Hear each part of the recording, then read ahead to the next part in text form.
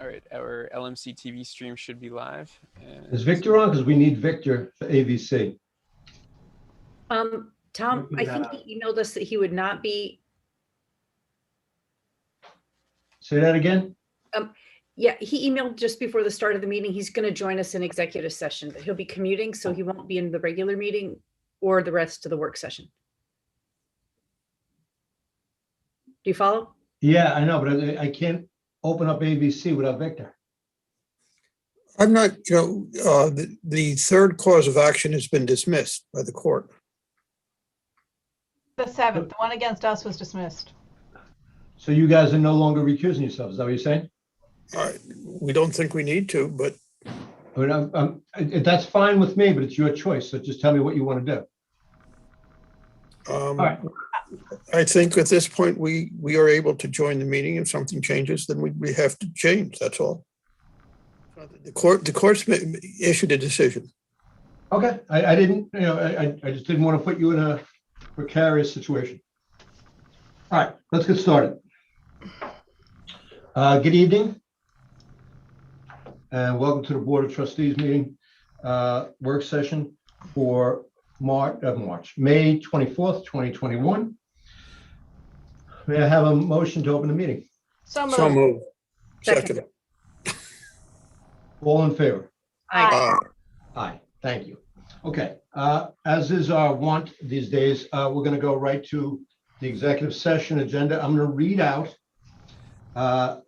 the causes of the executive session. And then at the end, please, if you have to recuse yourself on a matter, just specify which matter that you've recused yourself on, and then we'll have our vote. Garden Road. It is anticipated that a motion will be offered to enter into executive session to pursuant to 105(1)H of the Public Officers Laws as it pertains to sale of real property and the publicity of such would substantially affect its value.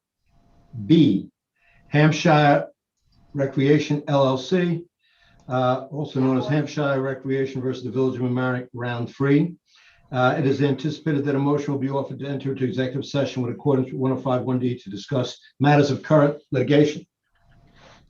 C, Jagoda versus Board of Managers. It is anticipated that a motion will be offered to enter into executive session in accordance with 105(1)D to discuss matters of proposed pending and current litigation. D, EPA versus Westchester Joint Waterworks. It is anticipated that a motion will be offered to enter into executive session in accordance with 105(1)D to discuss matters of proposed pending or current litigation. E, Police Department matter, personnel matter. It is anticipated that a motion will be offered to enter into executive session in accordance with 105(1)F of the New York State Public Officers Law to discuss the medical, financial, credit, or employment history of a particular person or corporation or matters leading to the appointment, employment, promotion, demotion, discipline, suspension, dismissal, or removal of a particular person or corporation. F, appointment to the Board of Ethics. It is anticipated that a motion will be offered to enter into executive session in accordance with 105(1)F of the New York State Public Officers Law to discuss medical, financial, credit, and employment history of a particular person or corporation or matters leading to the appointment, employment, promotion, demotion, discipline, suspension, dismissal, or removal of a particular person or corporation. G, this is being added, AVC Properties versus the Village of Mamaroneck, and that is also under 105(1)D litigation. Tom? Yeah. I'd like to also add the village attorney, if Victor actually to the meeting, which is the same as E. I know I'm not in favor of it, so you can make the motion to amend. I'd make a motion to amend. I'll second that. Okay, we're going to vote on a motion to amend. Augie, call a roll. Trustees Lucas, Yes. Wintrip, No? Natchez, Yes. Mayor Murphy. No. Next time, please try not to do it at the last second. We talked about this before. You didn't tell us about AVC before. I just learned Victor sent an email. John? earlier this week about ABC. Victor sent an email earlier this week about a couple of emails about ABC. Early this week is today, though. No, he sent emails before, Nora. He sent I emails during the past few days. okay. I And didn't so see it. Not to us, but well, that's okay. but you two weren't on the emails Okay. because Well, you were supposedly recused. well, I would explain that we were recused because we were individually named in the seventh cause of action. That lawsuit was dismissed, so we are no longer involved in that lawsuit, and we're still Right. united in interest in the other causes of action that all the planning, zoning, and board of trustees are. Right, but my point is that this was discussed by the people who knew we weren't recused. Well, you should have known because that was circulated. I wasn't too. sending out the emails. No, I'm just saying that that should have been conveyed. Bob's not involved in this, but that should have been conveyed Okay, 10 days ago. okay. On the regular, non-amended executive session, I'll make the motion. Second, Augustino? Trustees Lucas, yes. Winstrup, Yes, however, I'll be recusing on the Hampshire matter. Natchez, Yes, but I'm recusing on Garden Road. Mayor Murphy. Yes. Okay, I'll see you folks in executive session.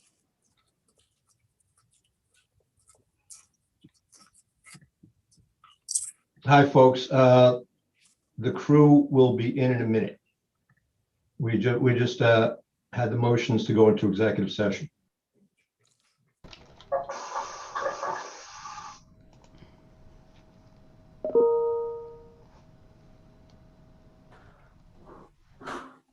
Okay.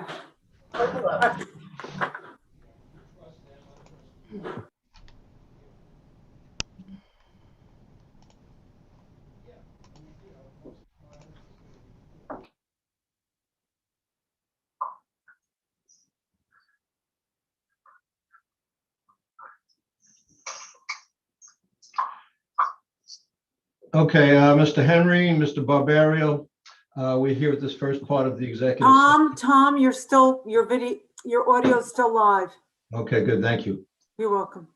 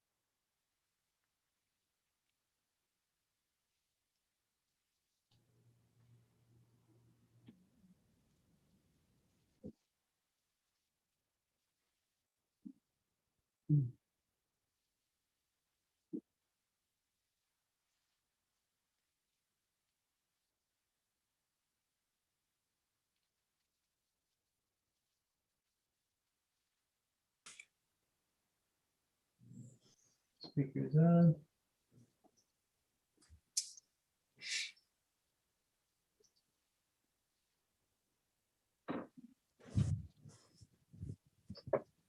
Mic and speaker on. I can speak on. Is Victor coming back? Victor's not back yet. Give him a minute.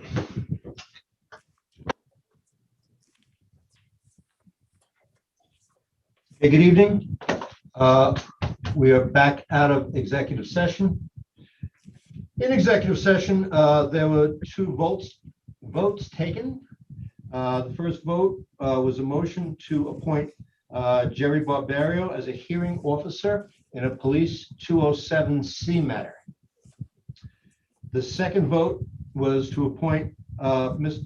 Spolzino and his firm to advise the village in the litigation Jagoda v. Board of Managers, which has to do with the Regatta Condominium Corporation. And the village has a seat on that Board of Managers. All of these votes were unanimous votes. And that's the two votes that were taken in executive session. Okay, there are two items on the agenda that are on for the regular meeting.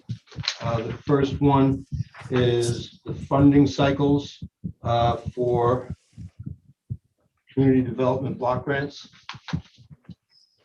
Scheduled public hearing funding cycles. This is just scheduling the public hearing. Does anybody have any questions or concerns? No, none. I'm in favor of scheduling the hearing. What concerns me is there's detail. This is a detailed thing that we knew about before, and we just didn't publicize that. And that, we just simply said the only thing that was said is things around the Mamaroneck school. So that bothers me. I'm happy to schedule for a public hearing, but I also am concerned about prioritization. And for all capital projects. But I think Dan Sarnoff explained this as to why this particular capital project was more likely to get grant funding. I understand that, and I'm all for getting grant funding, but we also have to pay money. It's not 100% grant; it's a shared grant. Yes. So It's 50/50. There are significant dollars involved.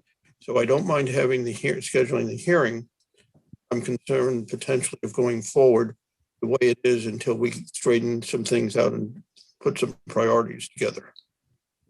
I think, and this is going to be, I guess this is a multi-year cycle, but I think we didn't do the best job about advertising what potential projects could be funded. And so when we had the public hearings, we didn't get a lot of public input. So these were sort of projects that were picked by staff, and I think maybe a little bit the traffic commission. Nope, the traffic commission. Coming out of these studies, none of these are initiatives from the walking studies. These are not.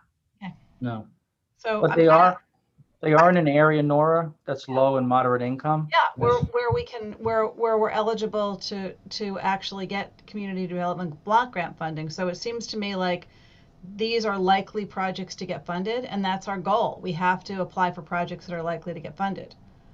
Because if we put in projects that are not in the low mod income area, we're not going to get them. We're not going to get it, and then we have to wait for the next funding cycle and all of that stuff. So we're somewhat limited as just to help Dan out. We're somewhat limited as far as which projects we can put in, and I agree that there's some cost to the village as far as our cost share, but these funding cycles, once you miss and then you have to wait whatever it is 2 years later to reapply, it gets difficult. But my point, Jerry, is there are lots of projects that could be undertaken in that area, not just the ones that were named. We really haven't come to grips with that. And part of the issue. And if when we set this originally for a public hearing, it was to get input. And people asked about what was being done and said, well, we just want to get input. It really is, the village already had approaches. We're willing to consider more by staff, but really we have no game plan, no long-term game plan and prioritization on it. On the projects that potentially could be undertaken in that area. That's what we're looking for. Yeah, I understand that. In that area, there In are that lots of projects that could be undertaken. And what you would ask staff to do is prioritize those projects. No, you'd have staff to present the projects and then have the board prioritize those projects. Which is what I thought we were aiming to do. Okay. But we didn't get there. And and I don't have a problem moving forward with that, but we have a major issue of, we just passed a budget. The ink isn't even dry. We stayed under the cap by $107 or something like that, $107 or something like that.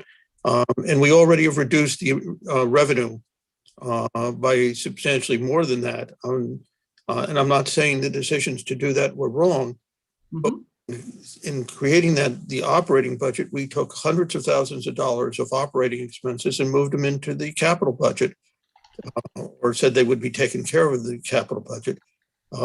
And we have significant dollars.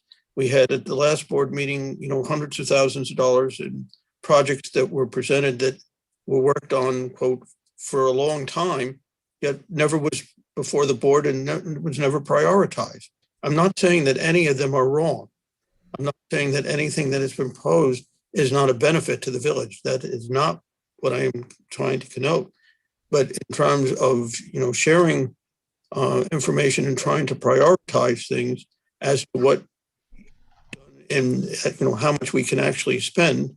But for every $3 million in capital projects that we approve to go forward, we're raising the tax rate by over 1% in next year's the following year's budget before we've even had a budget meeting. But in the spreadsheets and documentation we provided the Board of Trustees, we do have items there that would be 100% the village cost, and other projects like these that would allow us to go after and secure, probably successfully secure, funding through state and federal means. That's in the documentation we provided, though. We provided that to you guys. I don't think there's been any capital projects done that the board did not approve. We haven't approved capital projects.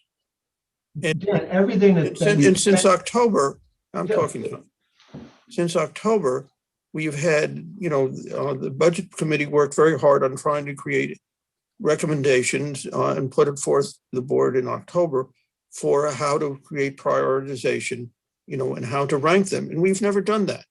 I have done that based on the documentation. I can give you the document right now based on the documentation that Len provided me, that the board, that the budget committee reviewed.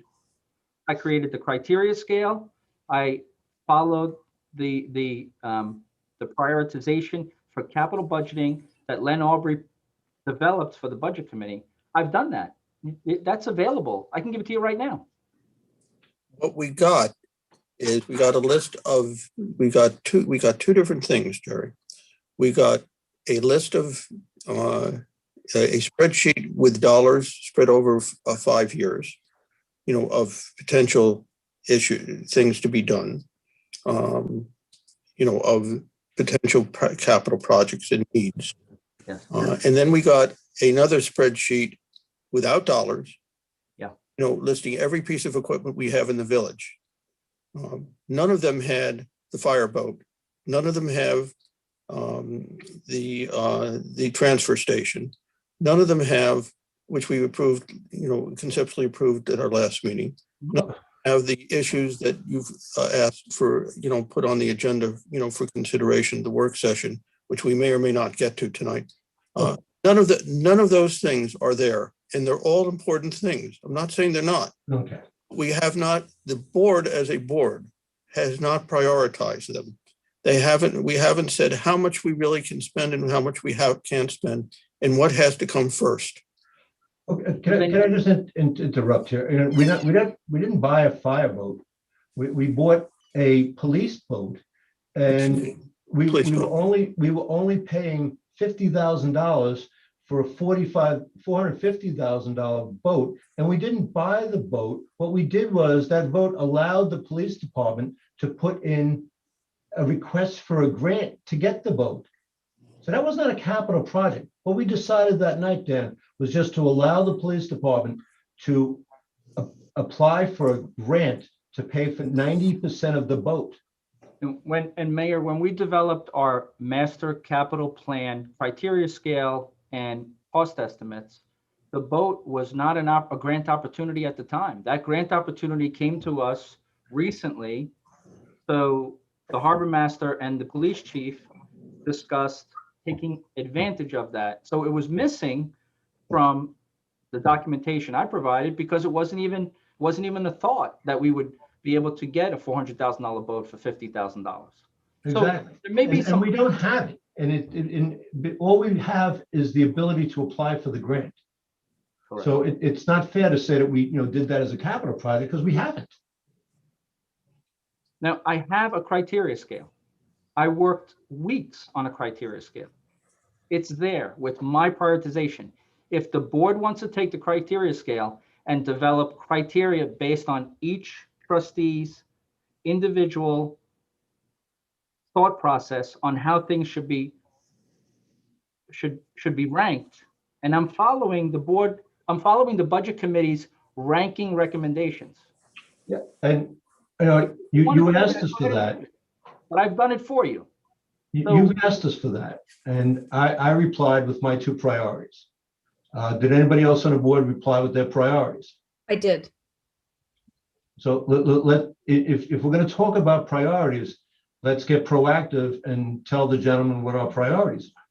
Or just let me set the priorities, writing them before the board, and if the board votes it down, they vote it down. Correct. I mean, It's not a question of voting it down. It's not a question of saying that what you would prefer to do and how you prioritize it is right or wrong. It is, we have not put together the priorities in terms of both the dollars and the individual projects and say, here's how much we can spend, and this is the if cause and effect, and this is where we potentially get funding for, and here's the cause and effect, and this is how we should be moving forward. And we have discussed at budget committee how much we can spend each year, though. I recall talking about that several times. I also recall providing you the cost estimate Excel spreadsheet with the items that we could apply for grant funding. Yes.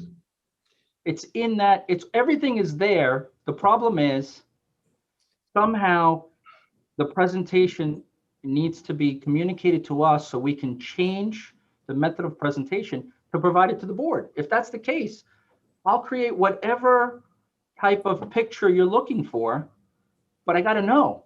If not, I can't do it. I understand that, Jerry, and I agree with you on that.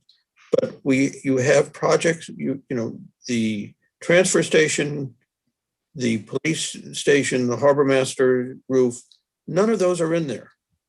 And from the documentation, it appears that it's been going on for some time on your radar scale, needing to be dealt with. And I'm not suggesting that we shouldn't deal with it. And I'm not suggesting that they're inappropriate. I'm suggesting that we aren't really managing it in a way that gives us a direction of what we can do and where we have to draw the line and say, whoops, we'll have to wait more. So how do you propose we do that? Tell me. Okay. Just the discussion that was this is, do we want this on the agenda for tonight? And the answer to that is yes. Okay. We have another item to discuss. You know, we can't have this go on all night. We have another item to discuss before we break and go to our regular meeting. And that item is the recognition of June as Pride Month. This came to the board through the citizenry. Originally, a woman named Leslie Finley, a Rhinebeck resident, wrote me an email about it, and I thought it was a good idea.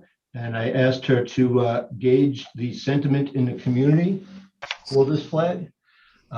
Ms. Finley, within 10 days, got over 400 signatures in support of this.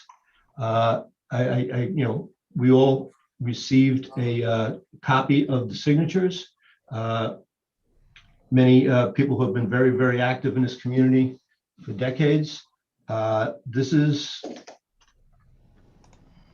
I believe, an important symbol.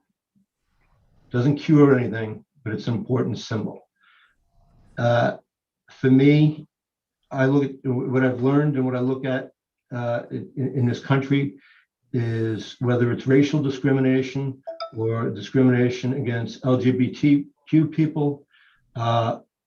This discrimination was not just done by folks on an individual basis. A lot of times this discrimination was codified in law. LGBTQ people could not adopt, they could not marry, they could not inherit, they could not have all of the benefits of our regular citizenry. I grew up on the west side of Manhattan, and when I was a kid, the neighborhood was changing a lot. And in the late 70s and the early 80s, a lot of gay people moved into the community, and there was a lot of ugliness by people in my community against the new people that came in, and it hurt a lot of people both physically and emotionally. I think all discrimination, it obviously hurts the people that are discriminated against, but it also hurts the people who are doing the discriminating. It is a blot that you carry around with you, and I think for a lot of us in my generation, young men, we were sold a bill of goods that it was all about your masculinity and proving that especially in that neighborhood, proving that you were a tough guy. So you didn't want to ever admit that you had any feelings, or so it stunted us too. The discrimination and the ugliness stunted other people too. But it obviously, the burden fell upon those who were discriminated against the hardest. Obviously, that's still going on. We still have 20% of all trans youth attempts suicide in this country. And that shouldn't be. We need to be a welcoming community. Our neighboring communities are doing this. I think it's something that's very important to show our kids and to show people in this community who are gay, is that this is a welcoming place. I'd like to read a copy of the resolution. It's very simple. I'd like to first thank Dan Sarnoff for his great help in writing this. Whereas all are welcome in the village of Mamaroneck to live, work, play, and every family in every shape deserves a place to call home where they are safe, happy, and supported by their friends, neighbors, and community. And whereas the village denounces prejudice and discrimination based upon age, gender identity, gender expression, race, color, religion, marital status, national origins, sexual orientation, or physical attributes as an affront to our fundamental principles. And whereas Pride Month began in June of 1969 and one of the anniversary of the Stonewall Uprising in New York City after LGBTQ people and allied friends rose and fought against constant police harassment and discriminatory laws. that have since been declared unconstitutional. And whereas, despite being marginalized, LGBTQ people inspire the community by celebrating authenticity, acceptance, and love. And whereas the Village of Mamaroneck appreciate the cultural, civic, and economic contributions of the lesbian, gay, bisexual, transgender, queer, plus community, which strengthens our social fabric. And whereas it is imperative that our young people in the community, regardless of their sexual orientation, gender identity, and expression, feel valued, safe, empowered, and supported by their peers, community leaders, and institutions. Now, therefore, be it resolved that the Board of Trustees declares the month of June 2021 as LGBTQ Pride Month in the Village of Mamaroneck, and urge residents to recognize the contributions made by the LGBTQ community and actively promotes the principles of equality. And be it further resolved to recognize and support our many citizens who are LGBTQ. The Village of Mamaroneck will raise the pride flag over Village Hall at 169 Mount Pleasant Avenue for the month of June. And that, in sum and substance, is what's on the agenda tonight. Any questions or concerns, or does anybody have any objections to putting it on for the regular meeting? And the reason it's on tonight is because this started 10 days ago, and this is the only meeting before June, obviously. Kelly? I do have a comment, which is that on the federal level, in the former presidential administration, U.S. embassies were barred from flying the gay pride flag over the embassies, and it was really a shameful decision by that administration. And that one of the things the Biden administration and Secretary of Blinken have been to reverse that policy. And in doing so, the State Department said that flying the flag would raise awareness of violence, human rights abuses, and discrimination targeting LGBTQ plus persons. So I think this is absolutely the right thing to do. I thank the village for following the lead of many others, and I just think it's an important way to support the community. Nora? Yeah, I mean, I absolutely think we should do it, and I'm not sure we have to limit it to June 2021. I mean, it could just be something that happens going forward, but I think we should absolutely do this. Thank you. Daniel? I'm all for it, but I have some concerns about some language that is, I perceive to be negative within the resolution, which is supposed to be a positive resolution. The second, I'm sorry, on the fourth whereas, like this phrase, despite being marginalized, I think that we're trying to emphasize, what they are and what they do and how they are contributory. And in the next whereas, I definitely would like to remove the word queer. It's a very derogatory statement, and I would not want that. And I don't understand why we would have plus LGBTQ plus and then refer to it differently through the rest of the resolution. So I would take the plus out. The word plus. Okay. The word plus is what that community wants it to be. They also, let me finish, Dan. You're asking a question. I want to tell you something. The Q is, is a term that the community has embraced, and it's not derogatory. They've turned that around. And the plus was for people who are what they call gender fluid. I'm not as well versed in this, but that is taken directly from how the gay, lesbian, bi community wants to be referred to now. That wasn't something that we made up. That was this is in honor of how they view themselves. I believe the Q is for questioning. It's not queer in the acronym. No, I think it's queer. It says queer. Queer. And my concern is It's definitely queer. why some may think it is a desirable thing. It has had a very bad connotation, as other one words have been used in terms of discrimination against other factions within, that we are, believe should not be. And I would be very concerned about that. I don't think it's the right tone to set. And I think it is embracing a potential issue that we should not be doing. I would like to remove. Here, I think I have a solution. Leave the Q, the LGBTQ plus, because that's how they refer to themselves. I'm not going to go into that. That's how they refer to themselves. Take out the whereas the Village of Mamaroneck appreciates the cultural, civic, and economic. Take out that whole whereas, where it actually says queer, if that's what offends you.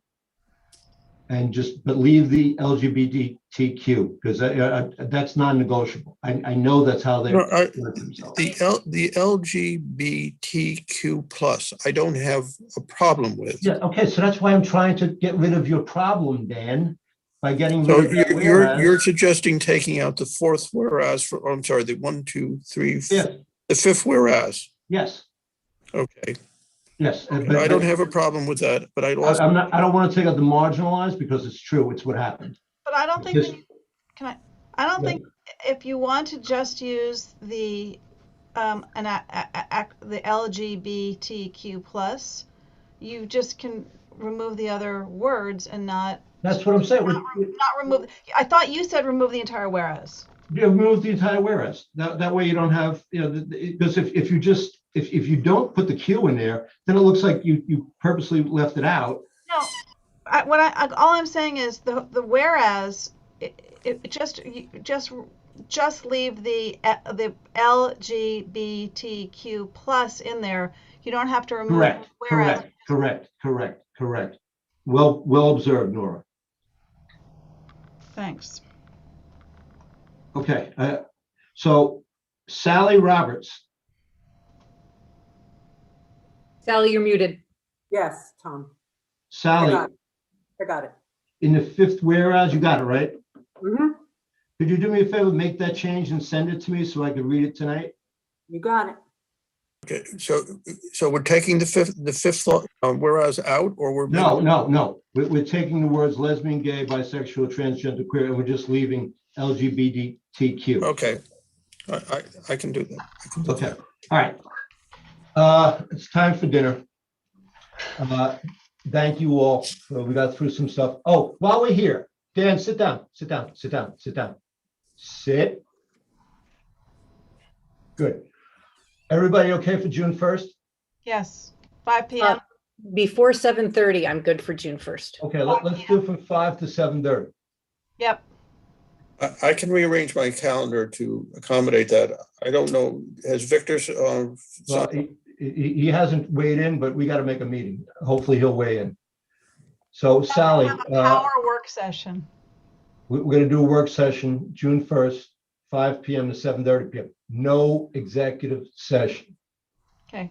And it's a Okay, Tuesday night. No matter what happens, comes hell or high water, no executive session.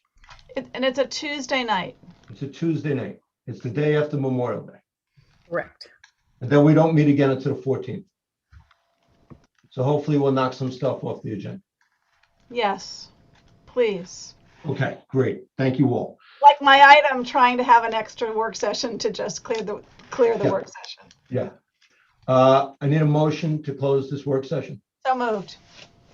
I'll Second. second. All in favor? Aye. See you in 15, 20 minutes. Yep.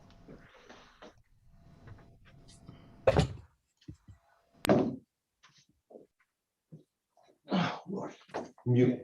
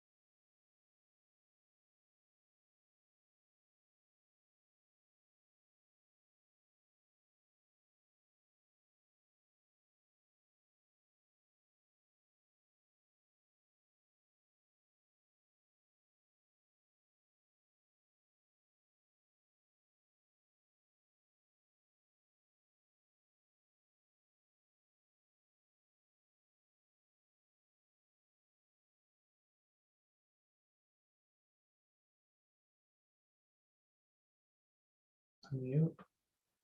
That video.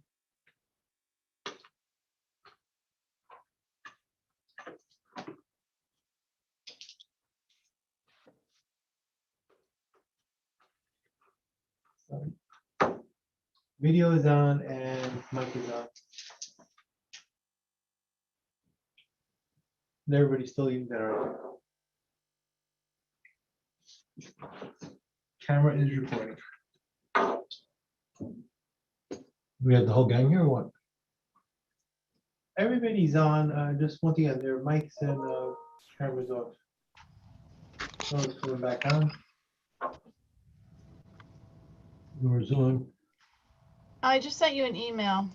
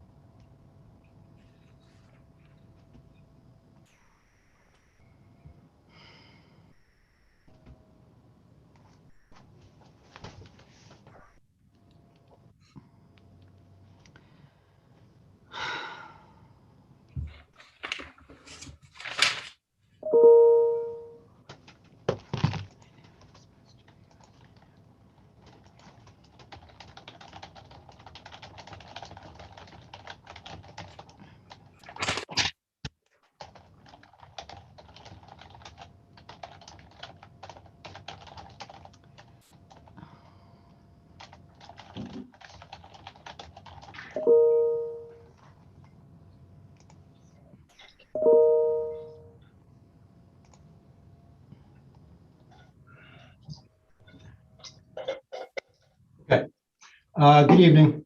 Everybody back online? Trustee Natchez?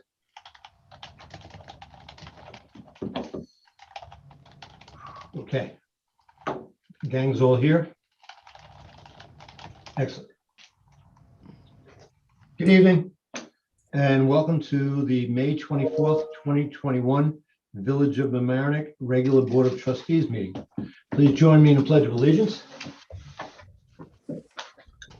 I pledge allegiance to the flag of the United States of America And to the and republic to the republic for which it stands, one nation, one nation, under God, under God, indivisible, with liberty and justice for all. Thank you, gang. Okay, good evening. I need a motion to open this meeting. so moved. Second. Thank you. Everybody in favor? Aye. Trustee Chafour will not be with us tonight. So we're just a gang of four. Before we go to the agenda, I'm going to take something out of order because I know there are people who have come for this item. And I don't want to, this might be a long meeting and I don't want to have them waiting around all night. And the item I'm going to take out of order is 4E, resolution authorizing June as Pride Month. This resolution, this idea came from a resident, Miss Leslie Finlay. Ms. Finlay sent me an email about it, and I thought it was a good idea. And I asked Ms. Finlay to, gauge the community and how much support there is in the community. And within 10 days, Ms. Finlay, through a online poll, had gotten over 400 signatures of folks in the village of Mamaroneck who support this idea. There have obviously been a handful of folks who oppose the idea. I think it is a very important initiative. This is something that is timely. June is Pride Month that we show our support for the LGBTQ community.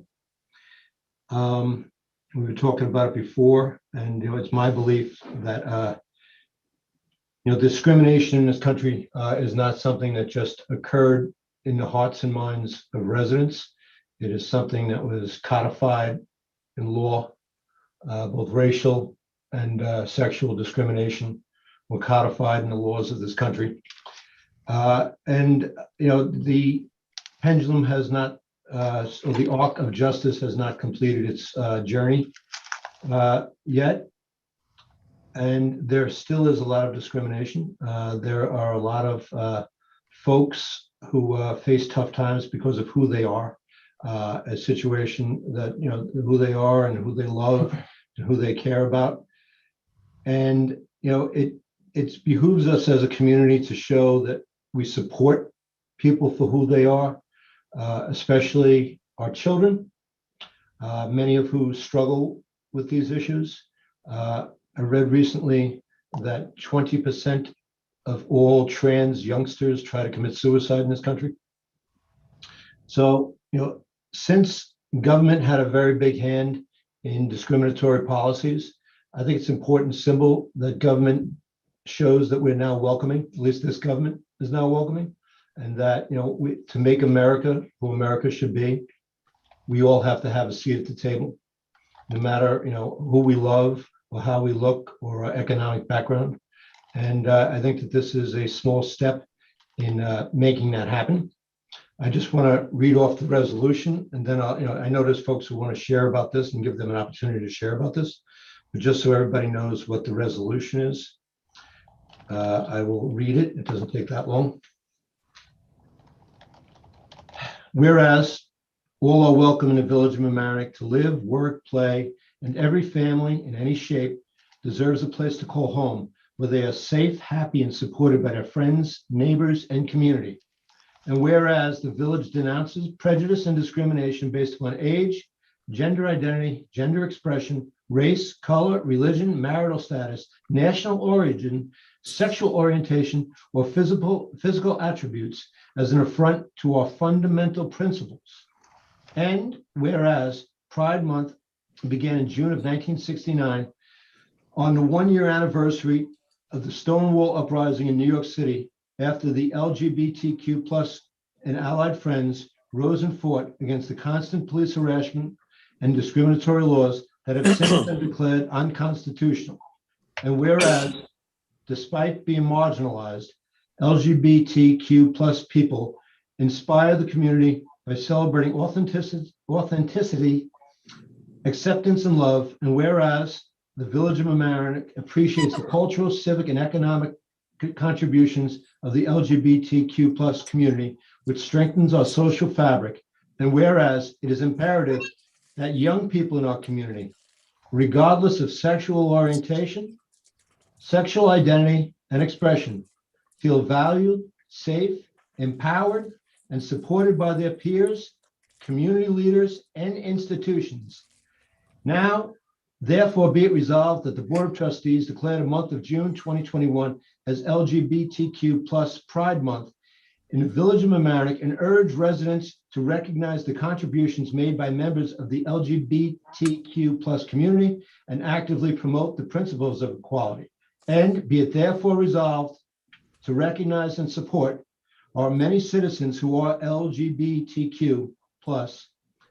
The Village of Mamaroneck will raise the pride flag over Village Hall at 169 Mount Pleasant Avenue for the month of June.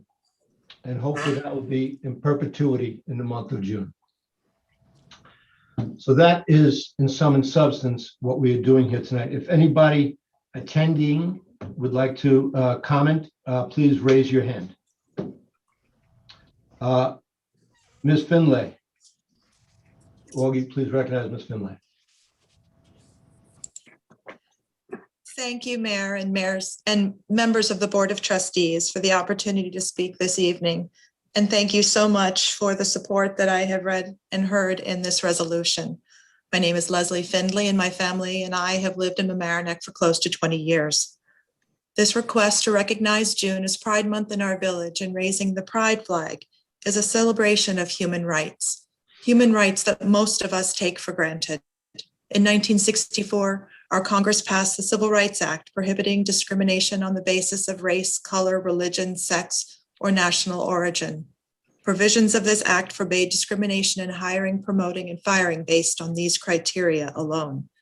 Last June, less than 1 year ago, the U.S. Supreme Court issued a ruling saying Title VII of the Civil Rights Act protects gay and transgender workers from employment discrimination. This protection comes 56 years after the initial Civil Rights Act was passed. And despite this ruling, civil rights for the LGBTQ plus community continue to be threatened. I'd like to read an excerpt from an op-ed piece in the Rye-Neck High School Panther's Tale, written by sophomore Lillian Schaub. She writes, "The LGBTQ community wants to be supported under the law, and we are not asking for anything more. As an LGBTQ youth, it genuinely upsets me to realize that no matter how hard my elders fought for their rights, we are still not equal to our heterosexual counterparts.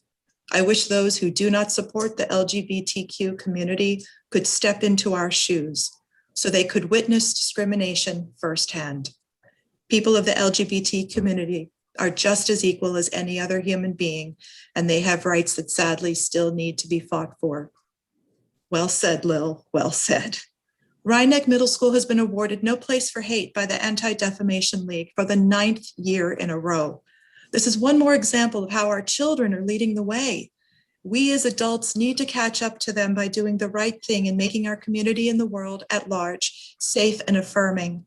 Recognizing June as Pride Month in our village and raising the pride flag sends a powerful message to our youth, to our families, friends, and neighbors who identify as LGBTQ, that each of them is welcomed, loved, supported, equal, and protected. It sends an unequivocal message to all that the Village of Mamaroneck is striving to be its best, striving to create an environment void of hate and fear. We celebrate diversity, and we are all the stronger because of it. Thank you very, very much. And, thank you, Ms. Finlay. Thank you very much. Anybody else have their hand up? Ms. Stone?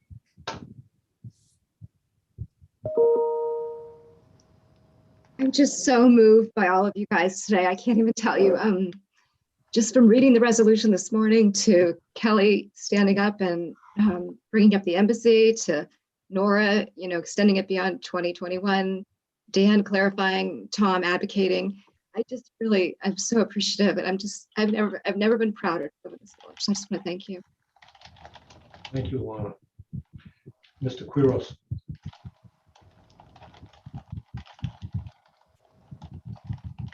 All right, he keeps going in and out. All right, to Mary Elizabeth Schwab.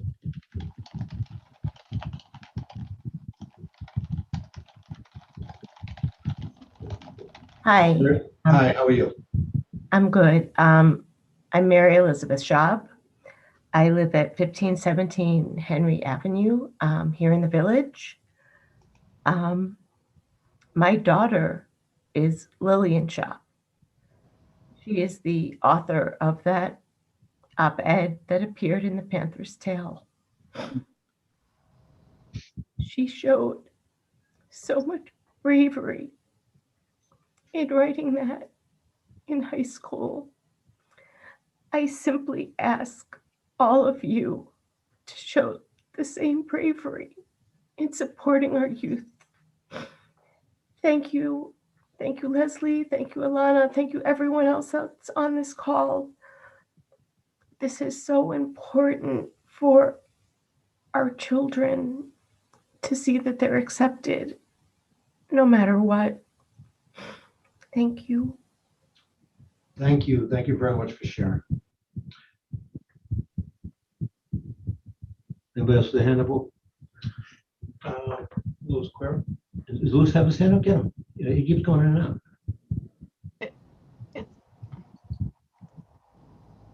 Mr. Quiros. Yes. Can you hear me now? Yeah. Good. I have another topic to talk on, but right now on the issue of the of this resolution, I found it as a trend for a peacemaker, and I just want to clarify that it's not the government who created the diversity or created the racial conflict. It's people themselves before there was a government. And we are responsible for picking who the government is. So there is no escaping our role in the way those of us that are viewed as others, all races, all religions, all of us that are viewed on the margins, which in social work and in social justice is known as the others, which are the books that I write about and teach, that we all have a hand on this. And as soon as we say the government has codified this, then you're part of the problem. We have a democracy. You said that last week. We are the democracy, or the lack of. If everybody within a government and a committee is made of the same race and class, there's no democracy there. There's no democracy until there's diversity. All you have is different names. And we have to start paying attention to this, because the pain that our children are experiencing is the same pain that many of us, when we were young and when I was their age, and when I wrote things like this, that I was bullied and pained for being who I am.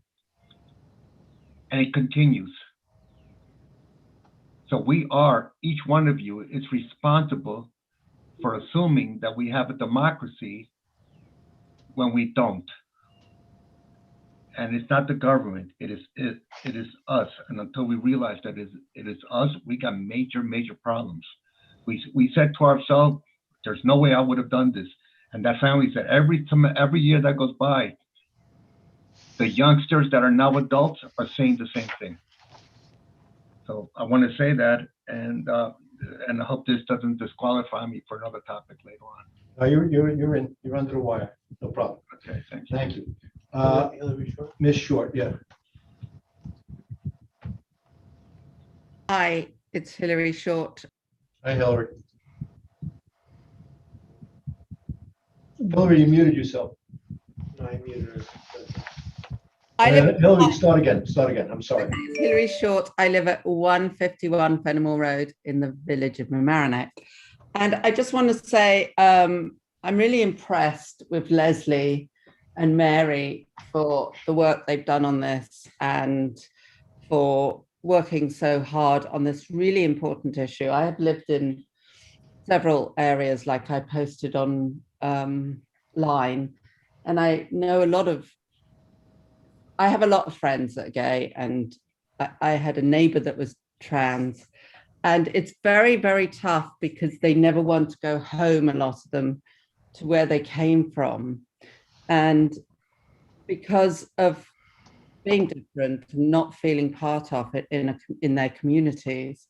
And, you know, I also have worked for gay men that have children, and they have to pick where they live so that their children feel accepted in the school systems, you know, because they have two dads or two mums. And this is part of the world we live in now. And I'm really proud to be a village resident and to see that we are taking this on board. So thank you. Thank you, Ms. Short. Alana, did you want to go again? All right, that wraps it up. Thank you for citizen participation. Anybody on the board have any comments? Okay. I just want to thank, you know, it's probably something we should have thought of ourselves. So I don't think we should take much credit for voting yes. You know, I think a great idea was brought to us and we're just supporting that good idea. And, you know, as I said earlier, I think either we do this as a permanent thing or we will have this discussion every May. And maybe it's better to have the discussion every May. Good point. Okay, if there's nothing else, I would be delighted to make the motion declaring June Pride Week in the village of Mamaroneck and flying the flag of the Pride flag over Village Hall at 169 Mount Pleasant Avenue. I think you mean Pride Month. You said Pride Week, but I know it was just. I'm sorry, Pride Month, I'm sorry. Yeah, and I'll second that. Mr. Fusco. Trustees, Lucas, Yes. Winthrop, Absolutely, yes. Natchez, Yes. Mayor Murphy. Yes, and thank you to everyone who advocated for this, and thank you to the brave children in our community who so eloquently voiced their concerns and their experiences. Thank you all. Okay. One down, many to go.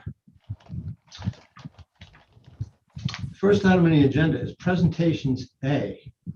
And Mr. Barbaria, you are up. This is MS4 report. What, Nora, you want to say something? I just want to say one thing. We made a mistake and there was supposed to be another presentation by 4 Mamaroneck High School students. So they're all here and I think they'll do their presentation at communications to the board. Okay, they'll be the first. Just want to make sure that everybody knows that.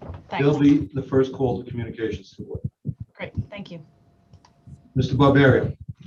Thanks, Mayor. If I can share my screen, I have a presentation that's part of the requirement of our MS4 report every year. So I'll provide that to the board. Very similar to last year's report in May, except I want to start by saying that it was obviously a difficult year with the pandemic. A lot of construction was paused, and at times we had challenges doing inspections, although we didn't really have challenges doing outdoor inspections, but we did have issues with employees and other pandemic related problems that this report is very different than in years past. Although we have some accomplishments and some achievements that I'll provide to the board at the very end, this presentation is very similar to last year's presentation, but as I said, is a requirement. So the MS4 report in the village is basically to comply with the Federal Clean Water Act, and New York State monitors the discharge to waterways through what they call a state pollutant discharge elimination system permit program. Program requires that entities such as the village have specific permits with specific requirements, while other entities are covered under general permits and set requirements. As a municipality, we meet a certain population size and have a storm sewer system separate from our sanitary sewer system. In New York State, the state automatically regulates us through what they call the Municipal New York State General Permit, or MS4. And we are required to complete an annual report regarding the MS4, the stormwater system. The DEC requires that we report 6 topics in what they call control measures as part of our general permit. Public education and outreach is the first. Public participation and involvement is the second.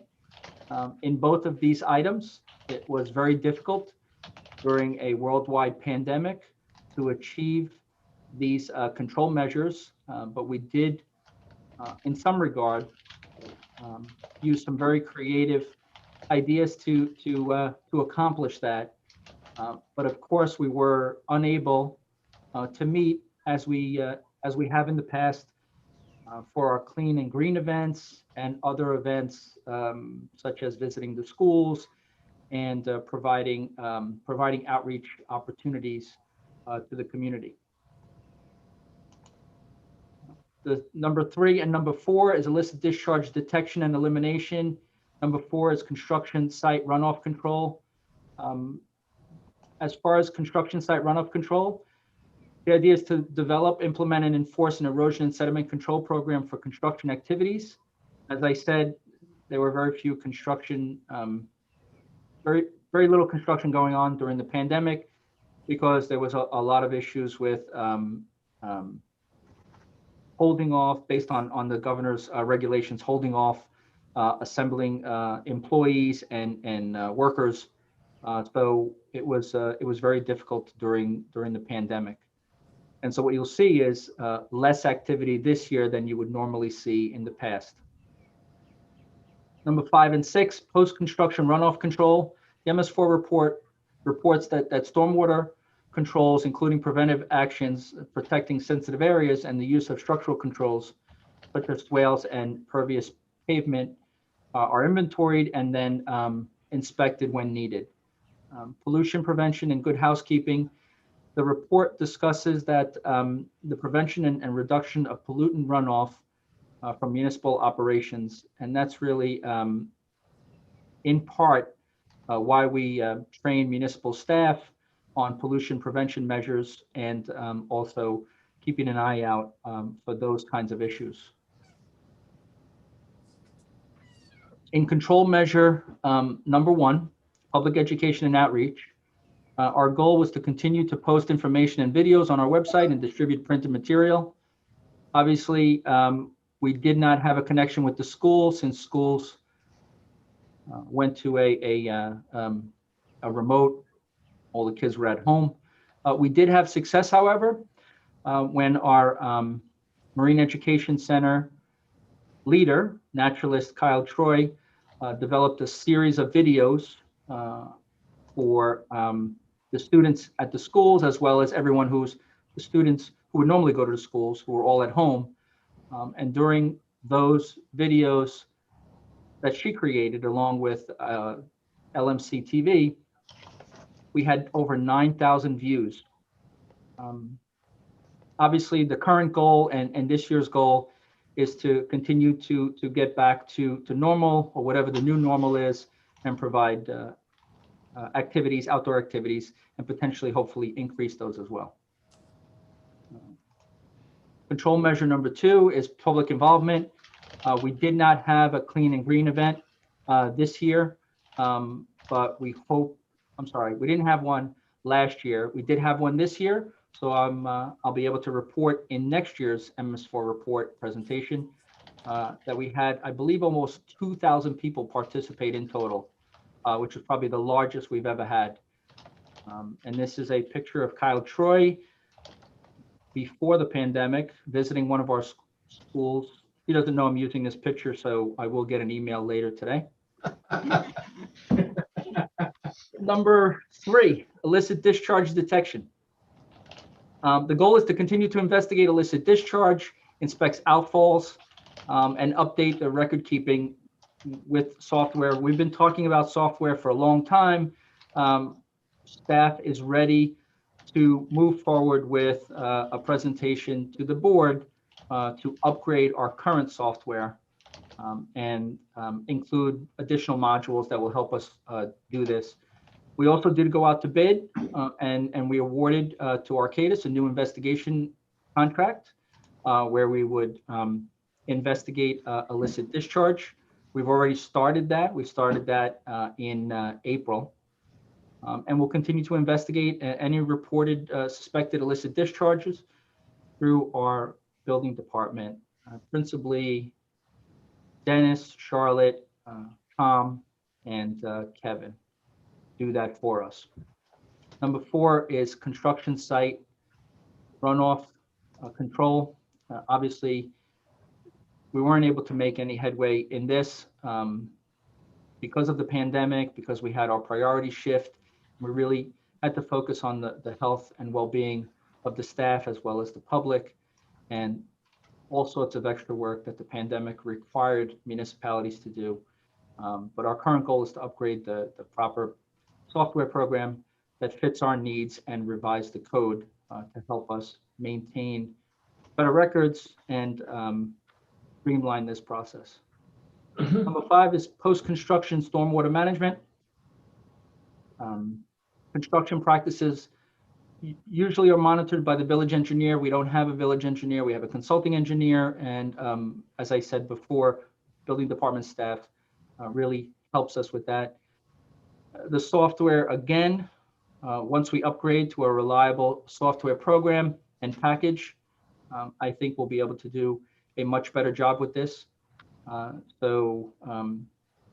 will be a focus as we come out of this pandemic to be able to upgrade our current system and help us with the with this control measure, as well as others. Number 6 is what you see on the road. You'll see our staff maintaining catch basins. Several years ago, we set a goal to clean 300 catch basins annually. Last year, we were able to, 2 years ago, we were able to exceed that by 150, more or less. This year, we almost made our goal. We cleaned 291 catch basins. Obviously, Public Works, Sewer Division, along with the police, fire, park, had many other responsibilities, including making sure we keep our employees safe during the pandemic. They were incredible and outstanding. And so to achieve almost 300 catch basin cleanings is a feat in itself. So obviously we have the equipment. This is a picture of our truck that we purchased 2 years ago. It's already 2 years old. And so we will continue to clean catch basins and work on items regarding this control measure. This is the final slide. Some of the highlights from this year, as I mentioned, in control measure 1 and 2, public education and outreach, through the creativity of Kyle Troy, our naturalist, we were able to reach 9,100 views. I can't specifically say we reached 9,100 people because I'm sure that several of them viewed it more than once, but he did go above and beyond to create the series that's on our website, on the MEC website, as well as you can find it on the LMC websites. We outperformed our target of 25 annual outfall inspections. I believe we did 28 last year. So 3 years in a row now, we've we've gone above our target of 25 per year. Catch basins, as I mentioned, we cleaned 291 catch basins during the pandemic. Some primary achievements, with the leadership of our DPW General Foreman, Tony Iacovelli. He held 2 training sessions in 2020. Actually, I think the last one that he had was early December. So 31 additional DPW and sewer division employees were trained in stormwater awareness and management. And that is the first time since I've been here that we've trained additional staff. So thanks to Tony, he set up the break room at the Public Works on Fayette with presentation materials. I provided him the videos and the documentation, and he was able to train staff. And so I think that was a great initiative, and I thank him for that. I want to mention to the board that our 2020 MS4 report was successfully submitted before June 1 of 2020 last year. The state had indicated that they would extend the deadline. The deadline is June 1, but we were able to submit it before June 1. The DEC central office acknowledged the receipt, and nothing, not even one negative comment or correction, was forwarded to the village from the MS4 permit coordinator, which means that they accepted our report, and they didn't have any issues or problems with it. So, 100% loyal to the village. So that's it, Mayor. That's all we have. Unmute. Unmuted. Thank you, Jerry. Thank you. Anybody on the board have any questions or concerns? Jerry, stop sharing the screen if you can. Sure. Thank you. Good job. Thank you. Board questions or concerns? I know this is- I'm sorry. I know I this do is a major undertaking every year, Jerry. It's a lot of work. And even though our flood committee hasn't been meeting this year, I know they would be happy to hear that the vacuum truck is being well used. And I just, thank you for all the work that went into this. I know it was a lot. Sure. No, it's the staff. I get to put the report together, and at the end of the year, the reporting year, find out all the work they did. And so it's great to be able to demonstrate the totals of the hard work they come in every morning and do every day. I did have a couple of comments from trustee to 4, which I was able to respond earlier today with the assistance of Charlotte Mountain, our code enforcement officer. So I just wanted to point that out. Okay. Mr. Teekert has his hand up. Sorry, unmuting. Good evening. Thank you for doing the report. I want to go back to last year, shortly before you did the presentation last year.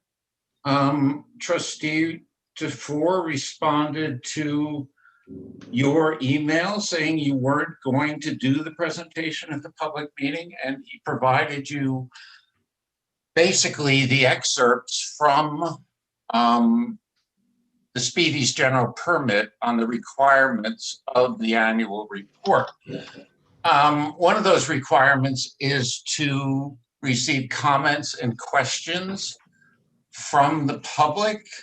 Another one of those requirements is in that year's report or the following year's report to include a summary of the comments and responses from the village. I don't see those in this year's report in response to my questions and comments. A number of them were about what I believe are correctly pointed out are mistakes in the reporting that have been repeated again this year. So I hope you will look at those and include them in the final report as the Speedy's permit required. I'd like to discuss a few of the records that were provided. I'm unclear why some of them were provided. First one I want to discuss are 2 of them. It's the catch basins cleaned and the applicator technician pesticide annual report, which I believe is the village's report to the Department of Environmental Conservation about the use of pesticides and herbicides during the reporting year. On that list, let me just comment first that if Trustee Tefor were here, I think he would corroborate that our Speedies permit and our MS4 program is based on public participation and involvement. DEC recognized that that was the only way they would get improved water quality. So I understand the mayor's put a limit on how long people can speak, but I would hope instead of cutting me off this year, you listen to the full comments. No, Mr. Speaker, the rules apply evenly, so the rules will apply to you evenly as they apply to everyone else. Sorry, do you have a question, Mayor? No, I'm clarifying for you that the rules apply to everyone, and yourself included. I know you usually don't like the rules. Right, but Mayor, you regularly let folks you like you're cutting speak much into your time, longer. Mr. So Speaker, you you're can cutting into your certainly time. apply, Mayor. I have the floor. Stuart, stop it. Just continue with your rant and stop it. I'm sorry, Mayor. I'm providing you with information about the Then MS4. do it. But do it in the time allowed, like everybody else. I'm sorry, Mayor. I have informed you that at the last two meetings, you let folks speak well over your limited time. So if you want to limit me differently, that's fine. But I will finish my comments, Mayor. Please stop interrupting me, Mayor. Please stop interrupting me. I will finish my comments and you can cut me off whenever you want. That even if the courts don't limit you, but go ahead. Are you finished? Keep talking. So there are the list of catch basins cleaned, and there is the report to the DEC, which reports only on larvicide use, both in the Otter Creek Preserve and in catch basins. I'm not sure this report is accurate. The dates for doing the larvicide in Otter Creeks don't seem to coincide with what would be best management practices for this work, which I'm sure Mr. Barbario is aware of. And the other comment is that of the, I think, almost 400 catch basins cleaned, 195 of them were cleaned after the larvicide was put into the catch basins. And I see no indication that it was reapplied after that. So I would hope this year we would try and get our catch basins cleaned prior to the larvicide being put in the basin. 2 minutes and 48. For some reason, there seemed to be some very extraneous records placed in as backup. And I'm not sure why they were. For some reason, the 2006 DEIS for the Mason development is in the backup records. I'm not sure what relevance that has to stormwater management. Certainly has some relevance to flooding, as Ms. Wenstrup noted, in that development increased the risk of flooding in Washington. There's also, I'm sorry, I'm going to go through the report.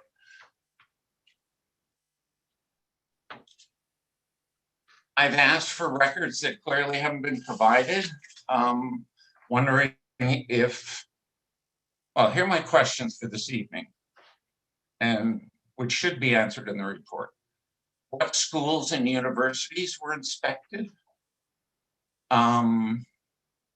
What food processing facilities were inspected? On page 3, I'm sorry, on MCM 3, page 204, the village responds that the sewer shed mapping has been completed. As I pointed out last year, that's not true. That's been acknowledged by the previous village engineer, but never corrected. I would hope that the village might correct the mapping. It's an important part of stormwater management. MCM 3, page 3 of 4, the question is asked, what % of staff in relevant positions and departments has received IDE training? And the answer is 100%. I asked last year what are considered relevant positions. On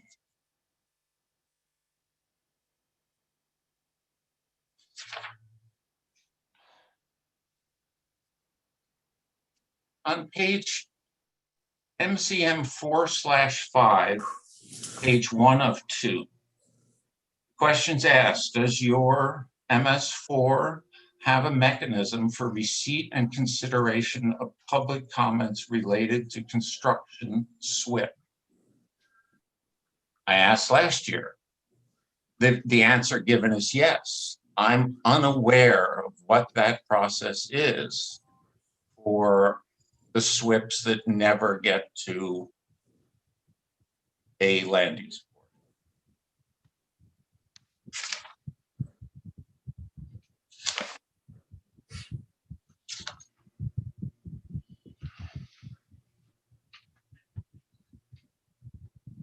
Page MCM 4, page 3 of 3. The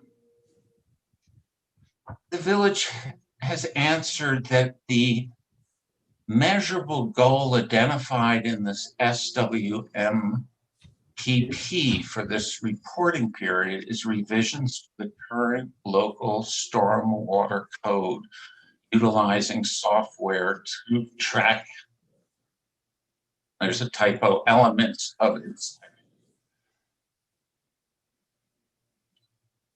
I just want to point out to the board that as long as every member of this board's been on there, the village attorney, as I understand it, has been working on a rewrite of the stormwater law.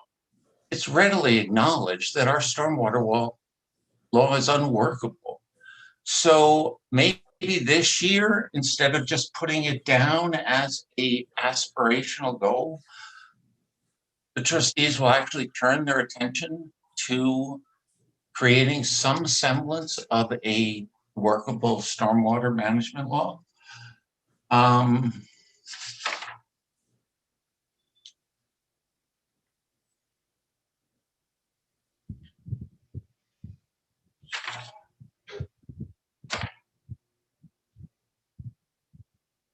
So under MCM 5, which is post-construction inspections, the village answers, as we resume normal operations, we will also resume inspections of post-construction practices. I've written this board based on FOIL responses to the village. The village has never, ever done an inspection of a post-construction inspection of a stormwater management. So I would just suggest it's disingenuous to each year say, we're going to resume this or we're going to continue doing this when we've never, ever done it. And the stormwater design manual says these systems, it's the responsibility of the property owner. It's not even the village's responsibility, but it should be done at some point. We've been doing these things for 10 years. As far as I know, we don't even have a comprehensive record of where they are. So that may be something the manager's office wants to focus on. Page MCM 5, page 3 of 3F. There's a question, briefly summarize the stormwater activities plan to meet the goals of this MCM during the next reporting cycle. There's no answer. So I would guess that was an omission.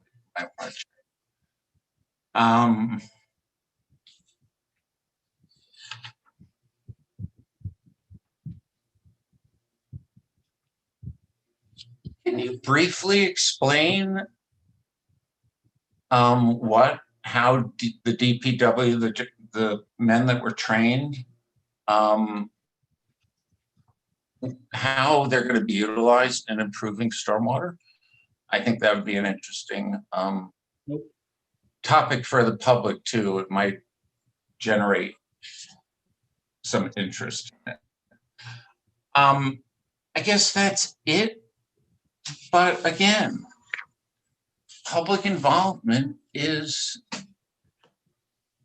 fundamental to the MS4 program. I've asked these questions for 3 years now. They don't get responded to.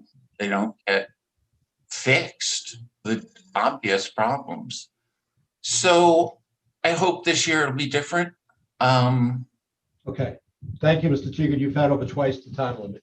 Oh, thanks for counting, Mayor. Nice. Mute him. Thank you.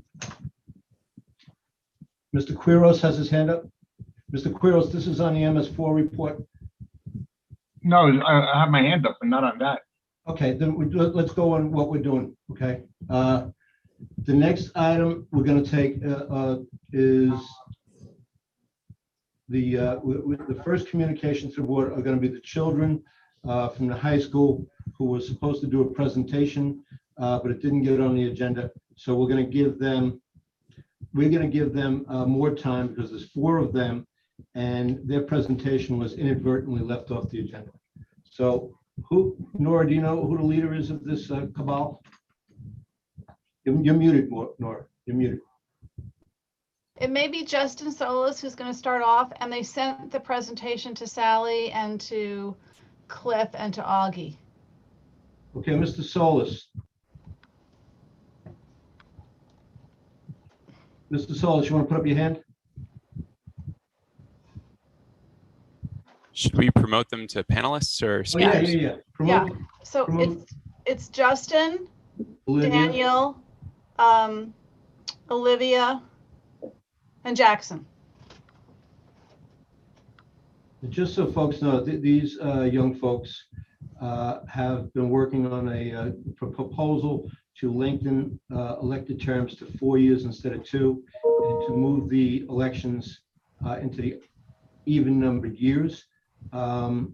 They were supposed to be on the agenda to do a presentation, and they showed up here, and we had inadvertently left them off. So we're going to give them a shot at presenting to us now. Who wants to start? Mr. Solis? I think we'd all like to thank the board for accommodating us like this. It's been a long time coming. And as I'm sure you all know, we presented to everyone individually, and it's just a big honor to finally be here. Thank you so much. Thank you, Jackson. Please Thanks for all your hard work. Okay, so hi, I'm Olivia. Olivia. And this is Jackson, Nia, Daniel, and Justin's presentation. We are students of Mamaroneck High School, and we are part of Mamaroneck High School's original Civics Research and Action program, which helps to create civic entrepreneurs and solve local issues. And this is our presentation on aligning local elections with federal elections. So just some background before we start. Elections in the village of Mamaroneck and Larchmont are currently held on the first Tuesday following the first Monday of November each year. And they're currently elected in 2 groups. So in group 1, 3 trustees are elected every 2 years. And in group 2, the mayor and 1 trustee are elected every 2 years on odd numbered years. Here's just a breakdown how this actually looks. So the odd numbered election years, we got 1 trustee slot, minimum 2 candidates, or usually 2 candidates. Even year elections, we have 3 trustee slots and, usually 6 candidates, sometimes 3 candidates. So the main challenge local elections in the village of Mamaroneck face today is voter engagement. As you can all see, we've updated our data to include non-affiliated registered voters. And when you see the number of registered voters increase by factoring in these non-affiliated voters, the issue becomes even more severe. So particularly in odd-numbered election years, which we'll refer to as off-cycle elections because of their non-alignment with federal cycles. In these odd-numbered years, even the active registered voters, people who are voting in other elections and are marked as active by the Board of Elections, turn out at low rates. In fact, less than 25% of these voters participate in off-cycle election years. We feel this is a problem because these are people who vote regularly but neglect local races because they're in off-cycle years. We would argue this fosters lower civic engagement in our local political system, which is bad for democracy. So if you look at the Village of Mamaroneck voter turnout data from 2010 to 2020, looking at the bar graph alone, which as you can see, the green bars represent on-cycle election years, so 2010, 2012, 2014. And the purple bars represent off-cycle election years, which is those odd-numbered years like 2011, 2013, 2015. Even visually, you can just see that the green bars are a lot higher in turnout, a lot more votes being cast in these even-numbered years than the purple bars. But if you look deeper at the data, go to the next slide. Based on our calculations, we see that on average, there's roughly a 37% increase in turnout for these even-numbered election years versus these odd-numbered election years. And also a 10% further engagement of these registered voters I was talking about earlier, who are voting in other elections, but just aren't voting in local elections. So we feel that these even-numbered elections capture more of these voters because all they have to do is move further down ballot to vote for their trustee or their mayor.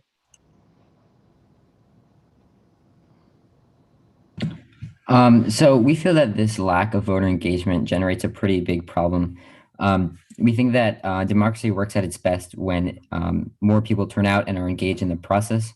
So our proposal to fix this problem of low voter engagement is to lengthen term lengths and also to align local elections so that they are held concurrently with state and national elections. So maintaining the two-group system that already exists, we would extend temporarily the term lengths of the incumbents in Group A to 3 years so that they could get aligned on cycle. And then the winners of the elections in November of 2021 would have serve 3-year terms. And then in 2024, the winner of those elections would serve 4-year terms. And then for Group B, their first election in this new system would be November of 2022. And then the winners of those elections would have their terms be 4 years. So then it would go on to 2026 and so on.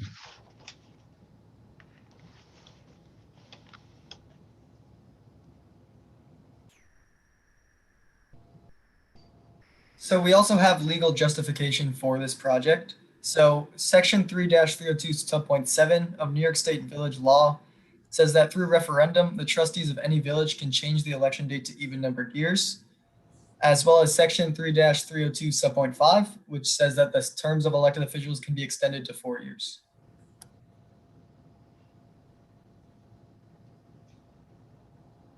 So there are actually 3 examples of our project being implemented in major American cities, and in every single example, turnout has increased by a significant margin.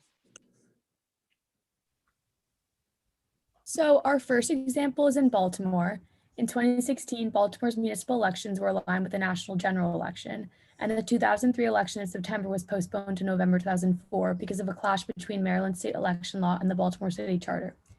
As you can see by the calculations on the bottom right, Baltimore's turnout for elections in on-cycle years was 3.0 times higher than the off-cycle election years.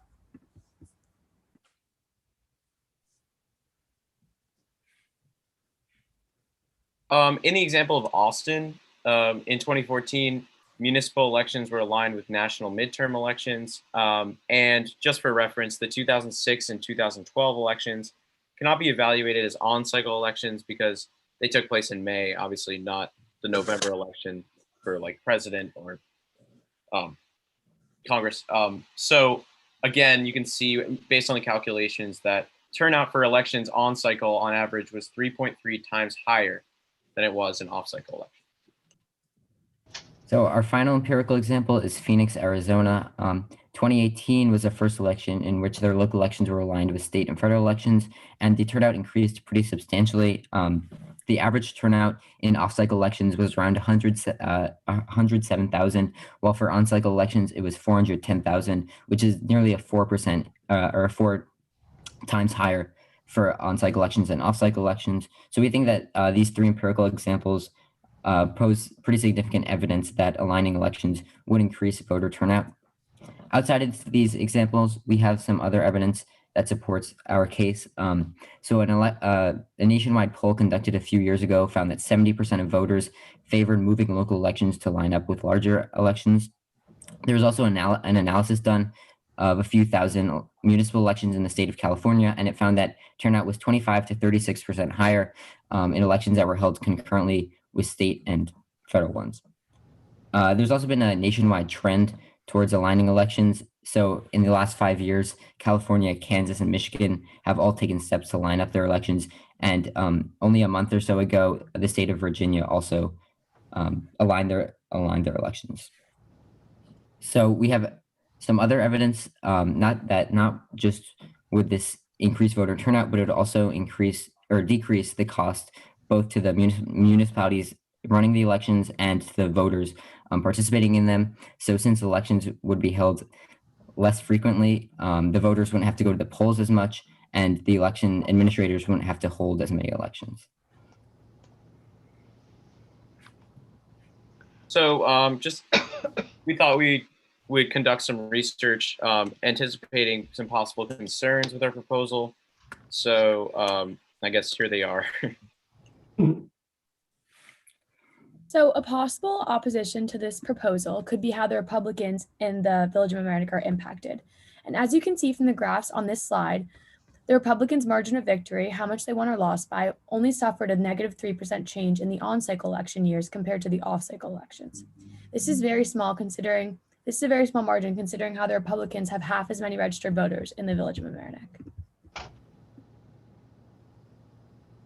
Another concern is that voters will simply vote for federal candidates and neglect the local races in federal election years.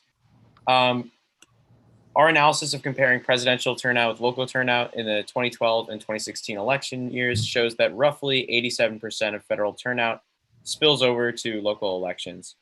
So, the calculations are here on the right.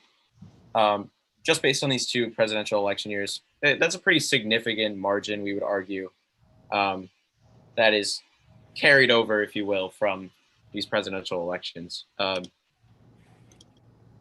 So on that note, actually, another concern is that it will increase purely partisan voting, where, these voters in these presidential elections or midterm elections will simply vote along the party line and not analyze candidates' positions or anything like that.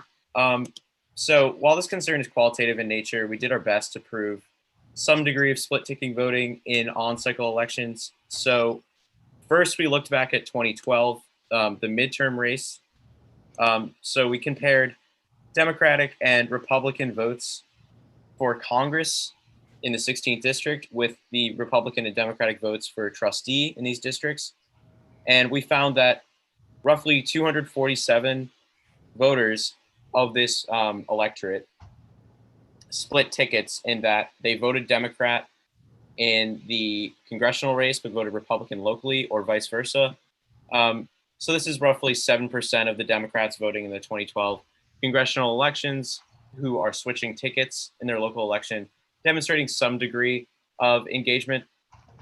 So we also apply this to the 2016 and 2012 election, which I'll get to on the next slide. But basically, our methodology behind our calculations was we first gathered the amount of Democratic votes cast for president.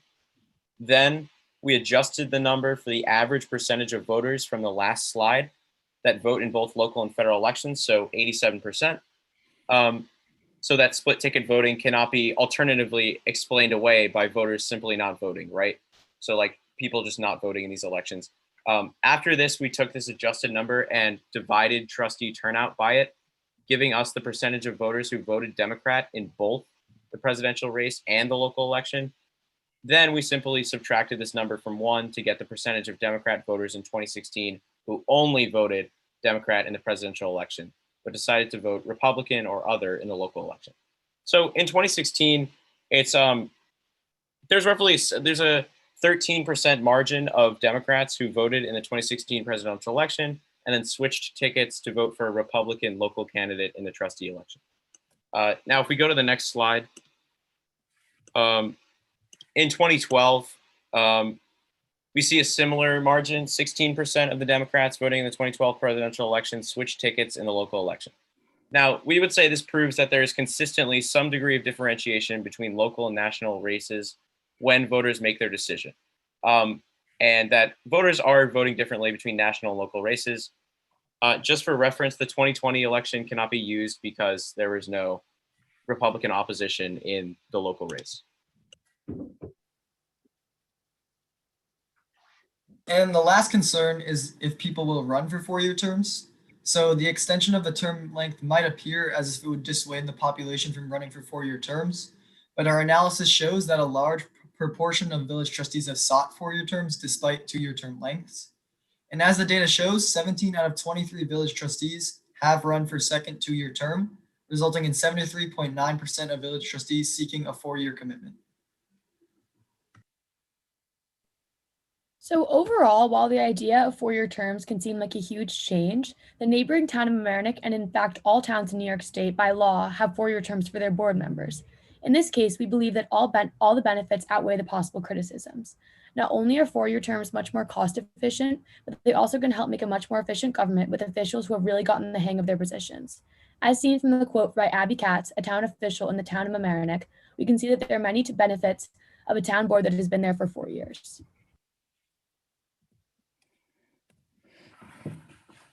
So in conclusion, our project increases government accountability by increasing the amount of people voting in village elections. We believe that a village that has more people voting is a village that has a board more representative of Mamaroneck residents' interests.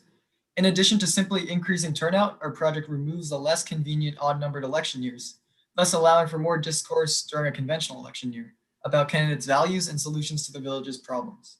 This encourages candidates to develop the best proposals and to best address voters' problems. Our project is a further step towards principles of good government and broad representation. By reducing expenditures, our project ensures that the funds appropriated in our government are used efficiently. While the money saved by our proposal isn't a massive amount, it is by no means insignificant symbolically. An efficient political system is a trusted political system, and we believe our project can enhance the image of the village in this area. As our testimony from the town of Mamaroneck officials shows, local officials with 4-year terms are much more able to realize their desired policies than officials burdened by an election every 2 years. Not only would our initiative help to increase cohesiveness and expertise of board members, but it would also help officials take on important projects that will take much longer than 2 years.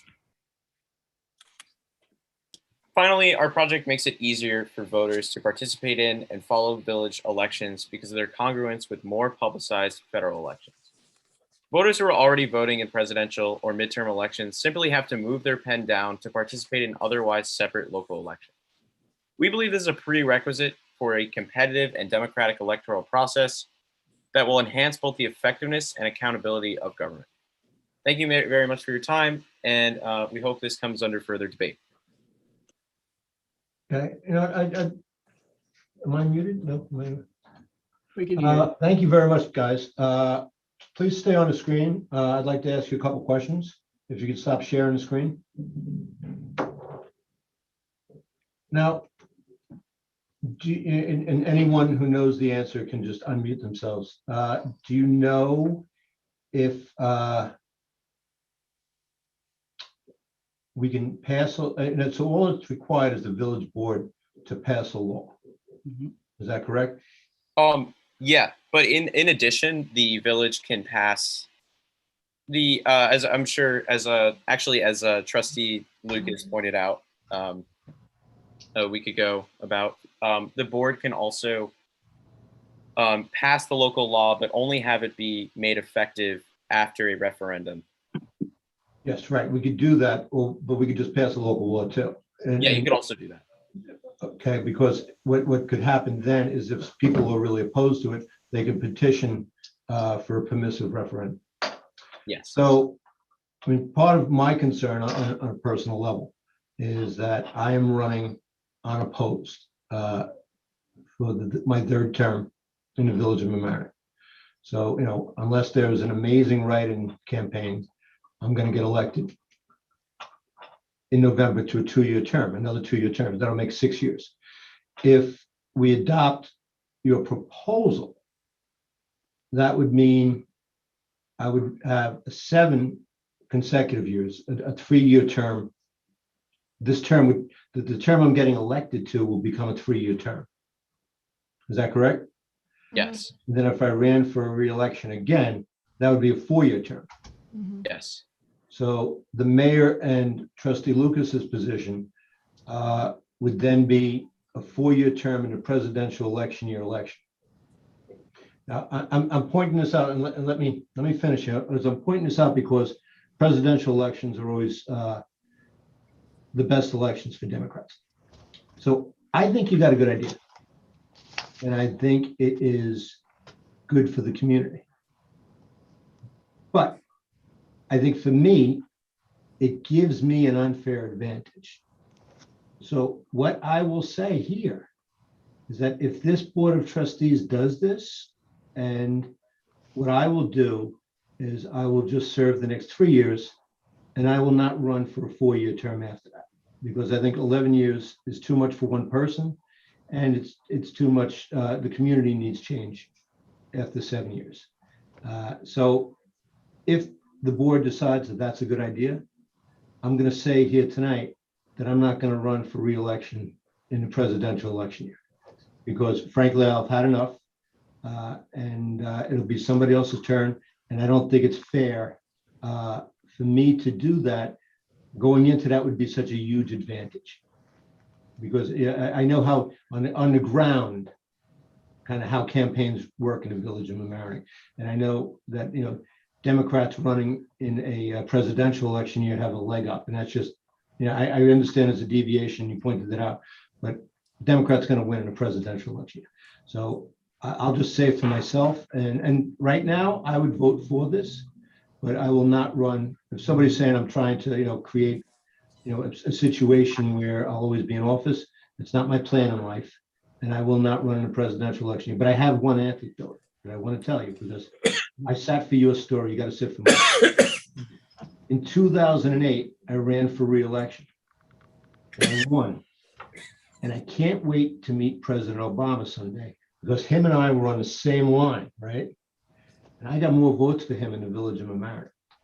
And I'm going to bring that up to him, because it's like the only thing I'm ever going to have over that guy.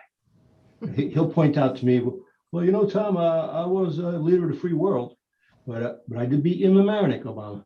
So that is, you know, the only thing I'm proud about in that election. But I think it's a good idea. I think you guys have made a good case. We'll see what the board wants to do. I with the caveat that I gave you, I would be supportive of it. And hold me to it, because you'll all be old enough to run for mayor at that time. Mm-hmm. Anybody on the board? Well, I just want to say I think that they've done a really good job. I think it's I think it is a really good idea. I think it would, if we're going to do it, I think we should do it and do it in a time frame so that we have the referendum as part of it, because a permissive referendum involves getting a tremendous number of signatures in 30 days. I think that's a pretty big hurdle. So I think it would be good to do it and have it on the ballot in November. Just let me ask a question, Mr. Spalzino. Can you appear? What's the time frame for getting something on the ballot in November? I'm sorry, Mayor, the time frame? The time frame for, it's the time frame for passing a local law. And getting on the ballot is, you know, end of August, September, early September. I actually think with the new, I think it's earlier now because of early voting. I think we have to do it early August. I can check the dates.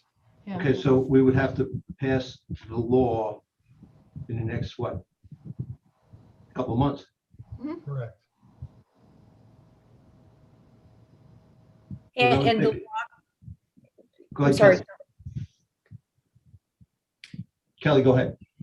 And the law could be subject to a permissive referendum.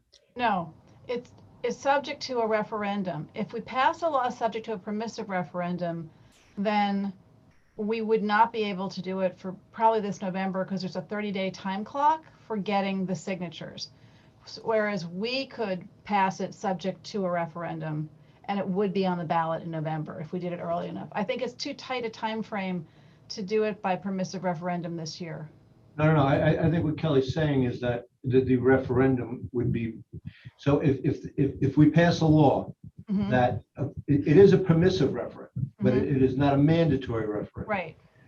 If we pass a law for a permissive, that allows for a referendum that gives permission to do this, if we put that in our law, then Nora, that negates the need for people to get signatures. Right, but but what I've thought about, and I've just thought about it today, is that if we were to pass the law and not self-require a referendum, I don't know. I think there has to be enough time for those 30 days for voters, for registered voters to get the whatever, just 10 or 20% of the eligible voters to sign. So I think that might change it. We might not be able to do it for 2021. It would have to be 2022 because you have to factor in that 30 days for the signatures, and then there has to be enough time for the Board of Elections to get it on the ballot. Kelly? Well, what I'm actually asking is because I'm sensitive to the idea of an all Democratic board rushing to pass a local law and having a referendum this November, which is an odd numbered year when Democrats do get more voters. What I'm wondering is twofold: whether we could have the referendum first, so whether there could be a petition, a grassroots movement, and gathering petition signatures to put this on the ballot and have the voters speak about this with and we could speak publicly that we would support what the voters want on this, and we could speak on our own views about the issue, but put it before the voters first. That's really what I'm asking, because that seems fairer, because I'm concerned that as an all Democratic board, we're not hearing from Republicans, we're not hearing from conservatives, we're not hearing, and I would certainly want to engage them in the process of passing such a law, but I think it might be more democratic to do this by petition first, put it on the ballot first. I think what we would have to do is we have to adopt a local law. The local law could take effect in 2022 after a referendum. No, can I just, look, I think, and Bob, check me on this, okay? I think that we can pass a local law with a referendum in it. And the referendum, if passed, would allow Nora and I to serve for 3 years. And then would allow the trustees term, as these young people have put it in their thing. So if the local law fails in the referendum, then it goes back to status quo. Right. Yes. So if in November, the referendum passes the voters, then Nora and I serve a 3-year term starting in December of this year. Does that make sense? Yeah, that is how it would work if we require a referendum as part of the local law. And yes, and then if that passes in 22, the three trustees will run for a 4-year term. Yes. Bob, does that make sense to you? I believe that's correct, yes. I'll have to get back. Could you just check that with the books behind you in between now and the next meeting? I can. Or in the alternative, there could be something put on the ballot by the citizenry by petition, not involving the Board of Trustees, that would make this become, that they could make it effective, or could, we could have the results of that before it comes before the board, and we could vote on it after the election, and it could all become effective, starting the following year. But following the voice of the people is what I'm saying. I hear you, but I think the people get the choice in November of whether to do it or not. If they, Yeah. Because, we're asking people to, on their own, get, 10% of signatures at a Village of Mamaroneck. That's 1,000 signatures. I think it might be more than 10%. And a third option would be to pass a law, but have the referendum be in 2022. What if it fails? I've made plans. Oh, okay, well. Unmake them. My concern about doing it without a referendum is that it doesn't give, because of this new election cycle and early voting, instead of having stuff ready for a referendum, instead of having information to the Board of Elections by like September, it has to be done end of July, early August. So it wouldn't give people enough time to get those signatures to require the permissive referendum. So it seems as though instead of making people go to the effort of getting signatures, we just we're doing the work for them. Would do the work for them. If we're going to do it, I just think that's something we should really consider. Trustee Natchez? Yeah, Do you have an opinion on it? I think it's a very good idea. It's something that needs to be really threshed out. Okay, I'll add this to the work session. Thank you, high schoolers, for all this work. Please stay involved. Now, you're juniors, right? Yeah. Yes. Okay. We'll all probably be taking AP Gov next year, right? Yes. Thank you very much for your presentation. Thank you very much for your hard work. Hopefully there'll be some movement on this. Yeah, well, and if it's on, you keep checking for our agenda because you can come testify. Okay. Thank you so much. Thank you. All right. Good night, guys. Sorry for the snafu about not getting. Thank you for doing a good presentation. You've done this a lot. You're getting better with every roll of the dice. Thank you so much. You're welcome, guys. Have a good night. The next item is communication to the board. I see two folks with their hands up. Let's go to Mr. Quiros and then Mr. Glenn.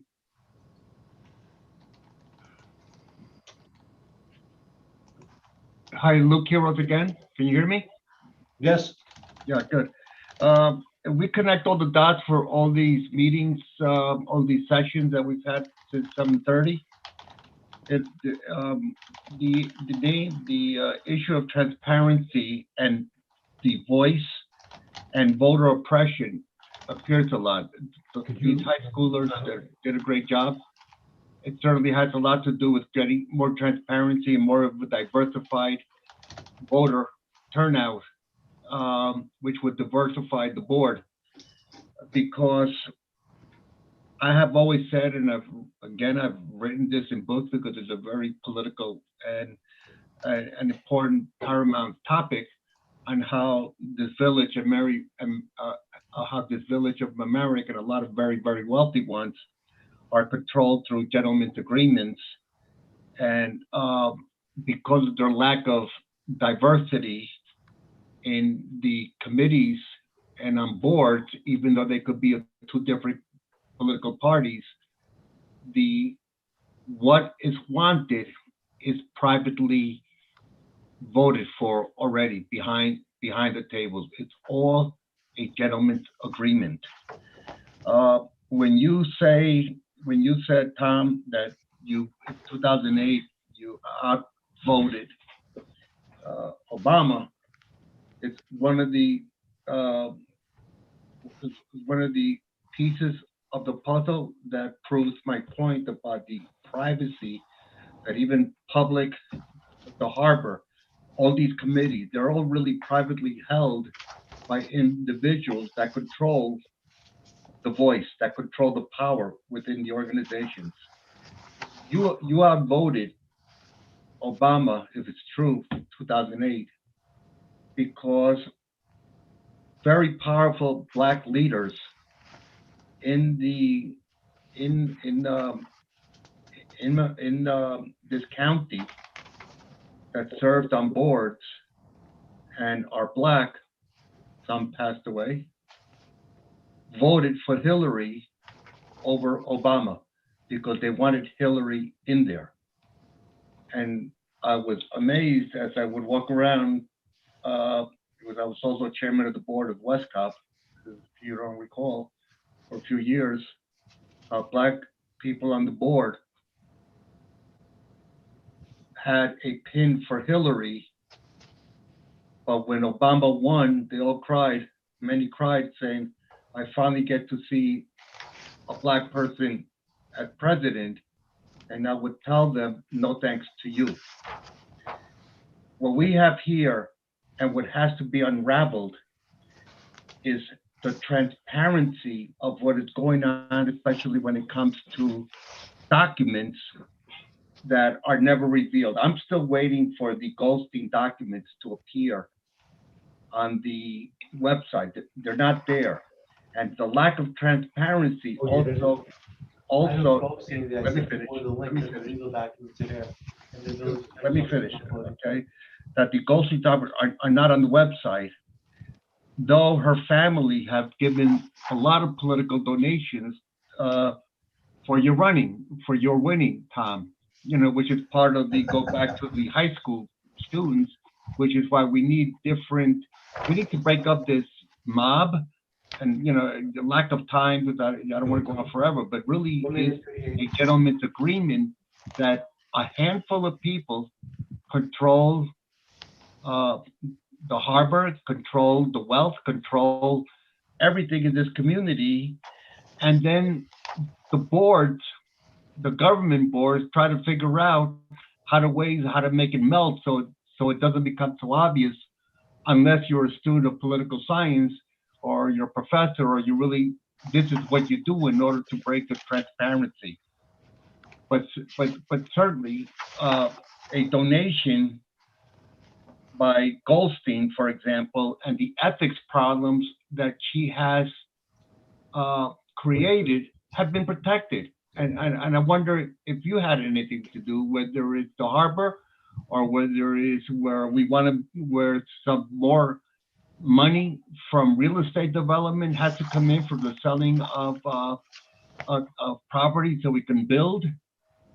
We are, and I say we because we're not winning this, and we got to keep fighting this. We're not winning where a lot of people can afford to live here. And these policies that are being made to the advantage of a few. And again, it goes back to the view of others. You talk about how we got pride, gay pride and all this pride, and a lot of pride going around. But you guys are controlling what should happen in this village. You're controlling zoning laws. You're controlling everything that's paramount to having small people, us others, live here. And that's part of that's a major problem in this village. And you're doing a great job in hiding it. Except some of us can't stand for it. Okay, Mr. Quiros, sir, your time is up, but I just do want to inform you that the ethics decision is on the page. The Goldstein ethics decision is on the page. Okay. And I can assure you. Did you receive donations from the Goldstein? That Ms. Goldstein is not a supporter of mine. I can assure you that. You I've didn't got receive donations from a lot of people over the years, Mr. Quiros. At one point, my village re-election sign was on your lawn. So, to say that I'm controlled by anyone else is just, it's obviously patently ridiculous to anybody who knows me. But your time is up, and I appreciate your comments. Glenn is up next. Good evening, board. Number one, just to comment on the presentation by the high schoolers. I am rather disappointed with this board. With one presentation, all of a sudden, happy days, we want to go to 4 years. The idea behind 2-year terms, both in the House of Representatives on the local level, is that we have the people's representatives that react over 2 years to the will of the people. And the idea of having 2-year boards, a board changing constantly, is that the board has to address the needs of the community or they get voted out immediately. If a board goes too far one way or the other, and that has happened in this village, they're quickly removed. The other thing is you're discouraging citizen politicians because instead of having to make a 2-year commitment, you're now forcing local people to make a 4-year commitment, where maybe somebody who is a insurance agent or a real estate person or a business person says, hey, I can go on the board, I can make a difference for 2 years. To make a 4-year commitment is a much greater commitment. As for some of the statistics they put out there, I have to look further into them. But understand, when you talk about Republicans voting for Democrats, Democrats reporting for Republicans, when some of these elections, you have judges that run on both lines. Those statistics can be skewed. For the most part, people vote party line. There are more Democrats than Republicans in the village of Mamaroneck. That's a fact. At this point, I don't think it makes a difference if it's off election, on election. But every 4 years, we do have an election that takes place during the presidential election. Every 2 years, we have an election that takes place during the midterm elections. And then we have 2 other terms that are off-year elections. But it's not like we don't have an election every single presidential election. So before you go jumping for the 4 years, just remember, the reason that the House of Representatives was set up for 2 years, it's the people's house. One of the reasons that the local government was 2 years is to be much more reactive on the street level, on the bottom level to your local citizenry. And that's why you have 2-year terms in the House of most state senates. In most, you have a state senate and you have a state assembly. That's why you have, different levels of government. Town is a higher level of government. Village government, 2 years. You're there to react to the needs and wants of the people, and the people get to make that decision on you every 2 years. Your work session, you were talking about the capital budget. What I see lacking in the capital budget right now is, yes, you have a priority list. Yes, you have gone over what you can do. The next step is, on that priority list, you have priority 1 for different departments. What is the number 1 project you're going to do, and how are you going to pay for it? You have not addressed the capital budget of how you are going to pay for items. You already have $1.7 million worth of items that have to be bonded. They're done. Those projects are done. They are waiting to be bonded next year. You have $1.4 million worth of projects that have just come up that aren't on the capital list. What should have been done as those items came up is the different departments heads should have said, hey, Jerry, we have a problem with a roof over here. And then Jerry simply informs you and puts it as part of the capital budget. Hey, this is the capital budget. The capital budget should be a living form. It constantly needs to be updated. And then you have to look and say, well, does this now take priority over something else that we already have? Or do we need to do both projects, and how do we pay for it? As of right now, you have borrowed $600,000 for your operating budget this year. For every $3 million you spend, that goes towards $80,000 in your operating expense the following year. So if you spend $4 million, that's $380,000. Okay, Mr. Tippett. Approximately 0.8%, right? Mr. That means Tippett, your operating budget's going to go up over Glenn, the 2%. your time is up, buddy. It's way up. Thank you. Go to Daria. Hello, Daria. I just wanted to ask you guys when you expect to return to in-person trustee meetings. A lot of that depends upon when the governor lifts the emergency order, but I'm hoping by the fall. By the fall? I'm hoping. I am not, don't take that as, I'm hoping by the fall. I just wanted to confirm because there was a computer sound halfway through your sentence. All right, thank you. Thank you. Have a good evening. Mr. Teeker, 5 minutes only.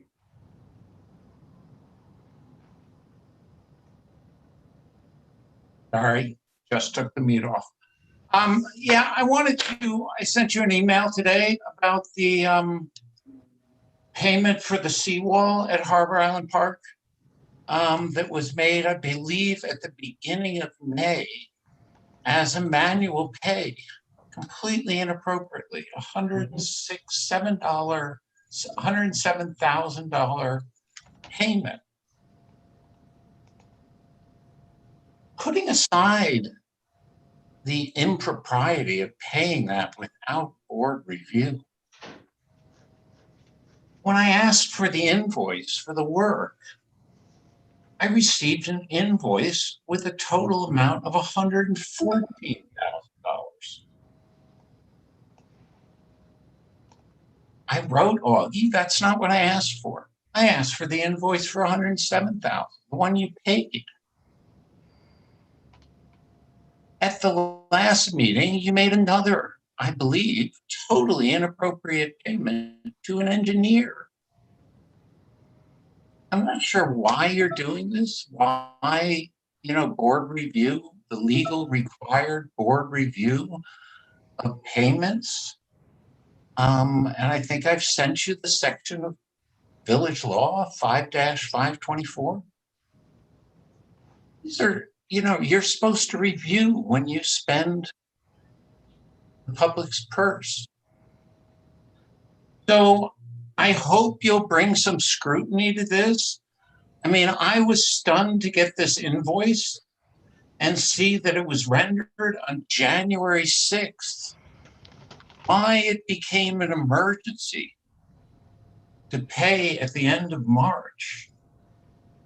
And I'm also really surprised to see that it appears to be for the work to the east basin wall, which from my observation, I wasn't there every day, was fairly minor work. I mean, we have a west basin wall. I thought this was for some kind of shoring up of that pretty significant issue near the rampway to the docks and further down where it's roped off. So I really just don't think it's responsible to keep allowing money to be spent this way. This board is supposed to have control over the public purse. I hope you will begin to exercise. Thank you. Thank you. Have a good evening. Okay, let's get to the order of the bills. We now hit the part where it's actually the agenda. Resolution, authorization to execute budget transfers to fund over budget accounts. Everybody has the transfers in front of them, from which account to which account. There's a lot of them. I will not go through them. Somebody have any questions or concerns about these transfers? Okay. Gary, could you just give a brief explanation of the larger ones? There's 12,000 from Public Works seasonal to sanitation personnel. There's 18,000 from central garage personnel to street maintenance personnel. Yep, that's what it is. Within the departments, we're moving money around to cover, because we have a sanitation department that's different from the public works department. We have a street maintenance department that's different from the central garage. It's all within public works regarding the larger items, but they are just within the public works department, which has many divisions and a very complex department. We're just moving money around to cover the costs. Okay. Thank you. Thank you. I'll make the motion to accept the resolution for authorizing the budget transfers. I'll second. Mr. Fusco. Trustees Lucas, Yes. Winstrup, Yes. Natchez, Yes. Mayor Murphy. Aye. Next item on the agenda is the audited bills. Tonight's amount is $317,023.74. Mr. Barbario, thank you for sending an email around asking if anybody had any concerns today, so you could have time to prepare to address them. Thank you. Here tonight, does anybody have any concerns or questions for Mr. Barbario or the crew? I have a couple of questions on page 7 of 43 on contract on services. Can we have in the future what they're for? I know it's for stenographic services, but for what, is this the normal court, or is it, these are hearings, or what? I'd have to get that from the court, and I will. I just can't do that right now. I would have done it. No, today. I understand that. If I knew what the question was, I would have done it today. Right, that's why you asked. I appreciate you asking, Jerry. In the future, there's no problem. I'll get that. I'll get a detailed list of where the steno, what the steno services are used No, for. what I just want to know is if these are for the court, the normal court things, it's identified that way. That's all. And the question then is, are these reimbursable anyway, or these are costs that the village is obligated to, undertake? It's for court, it's not reimbursable. Okay, on page 35 of 36, and that there've been some postings in terms of what they're for, but I still don't know what they're for yet. For AKRF, there are several listings. Barry, if I could answer this. Yes, Please do. Mr. Fusco's going to answer. We had, we had a bill for AKRF, which we had asked to transfer the expenditures from A20 405 and 406 into 421. The manager authorized those transfers. We just have to reclass those balances into 421 account.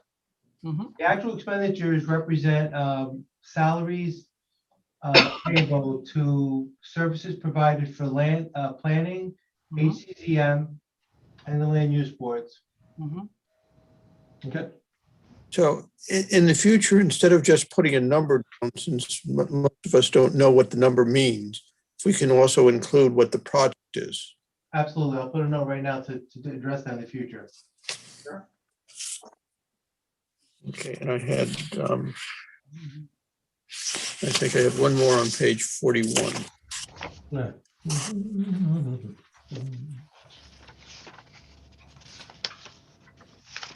Okay, what I didn't understand is is this a scheduled payment this is the fourth payment? Or it says year 4 for Arcadis. So it's helpful. I know what it's an I&I thing, I assume, but I didn't quite understand what this is a scheduled payment that we, once every, The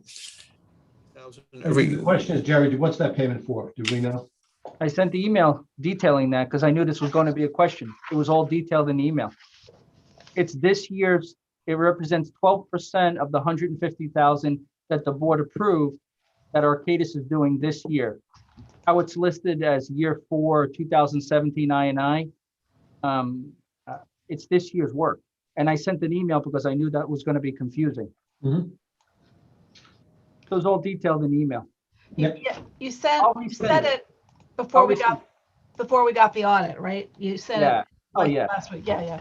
Yeah, Yeah, because but That was gonna be on the I audit. knew I was going to get that question. Yeah. Okay. Any other questions or concerns? Okay, Jerry, I really appreciate the email that you sent asking us to delineate the questions or concerns so that you could have the answer for us, and hopefully we'll use that, keep doing that every week, and we'll use that in the future, and trustees can help you prepare for what their questions might be. Yeah, I'll try to remember and do that every meeting, before every meeting, because it's Yeah, I think that was helpful for some of us. Thank you. I need a motion to accept. So moved. Second, Augustino. Trustees Lucas, yes. Winthrop, Yes. Natchez, Yes. Mayor Murphy. Aye. Augustino, coming down. Okay. Old business, resolution scheduling public hearing for PLOD 2021, metered parking on West Boston Post Road. We have been trying to get this done for a while. This will set the public hearing to change the law to allow metered parking on Boston Post Road from the entrance to Harbor Island Park all the way down to Delancey Avenue or Orienta Avenue. So basically, in the area in front of Harbor Island Park. So the public hearing will be on June 14th, 2021, our next regularly scheduled meeting. Somebody have any questions or concerns? I need a motion. So moved. Second, Augustino. Trustees Lucas, yes. Winthrop, Yes. Natchez, Yes. Mayor Murphy. Item 4A, resolution authorizing engineering service for Mamaroneck Waste Transfer Station roof. This is a capital project that had to be done to protect both the equipment of the compactor, but also to protect the men and women who work down there. It's a very dangerous job working around a compactor on a good day in inclement weather, a slip or a fall, and you could lose an arm or you could lose a life. So this is both to protect the equipment, but most importantly, to protect our staff.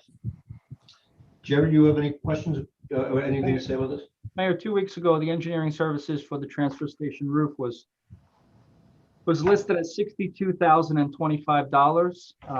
The board asked us staff to go back and take a look to see if we can reduce that number. And so I asked Assistant Building Inspector Dennis Strogan and our electrician, Kevin Jamerson, as well as Tony. And from 62,000, we are now at 53,125 because we went back and we went back to take a look at what we can save regarding the engineering services. So we saved about $9,000. Thank you. Thank you. Mr. Tippett has his hand up. 3 minutes. Yeah. Again, this is the exact point. This is something that needed to be done, but there's no reason that this shouldn't have been included in capital projects for 21-22 at some time in the last 4 months. You have to have a living document because now you're spending this money on this project. What project are you pushing back, or are you going to be doing extra funding? My challenge to the trustees right now is, does any one of you know which is the next priority project that is to be done in the capital budget? And how much are you going to be spending this year on capital projects? You don't have a budget. You don't know what the next project. Jerry has a list of priorities. What is the top of that priority list? That's what you have to get your hands around. And if new items come up like this item or the roofing items that are about to come up with the courthouse and the police station, they're added to the list.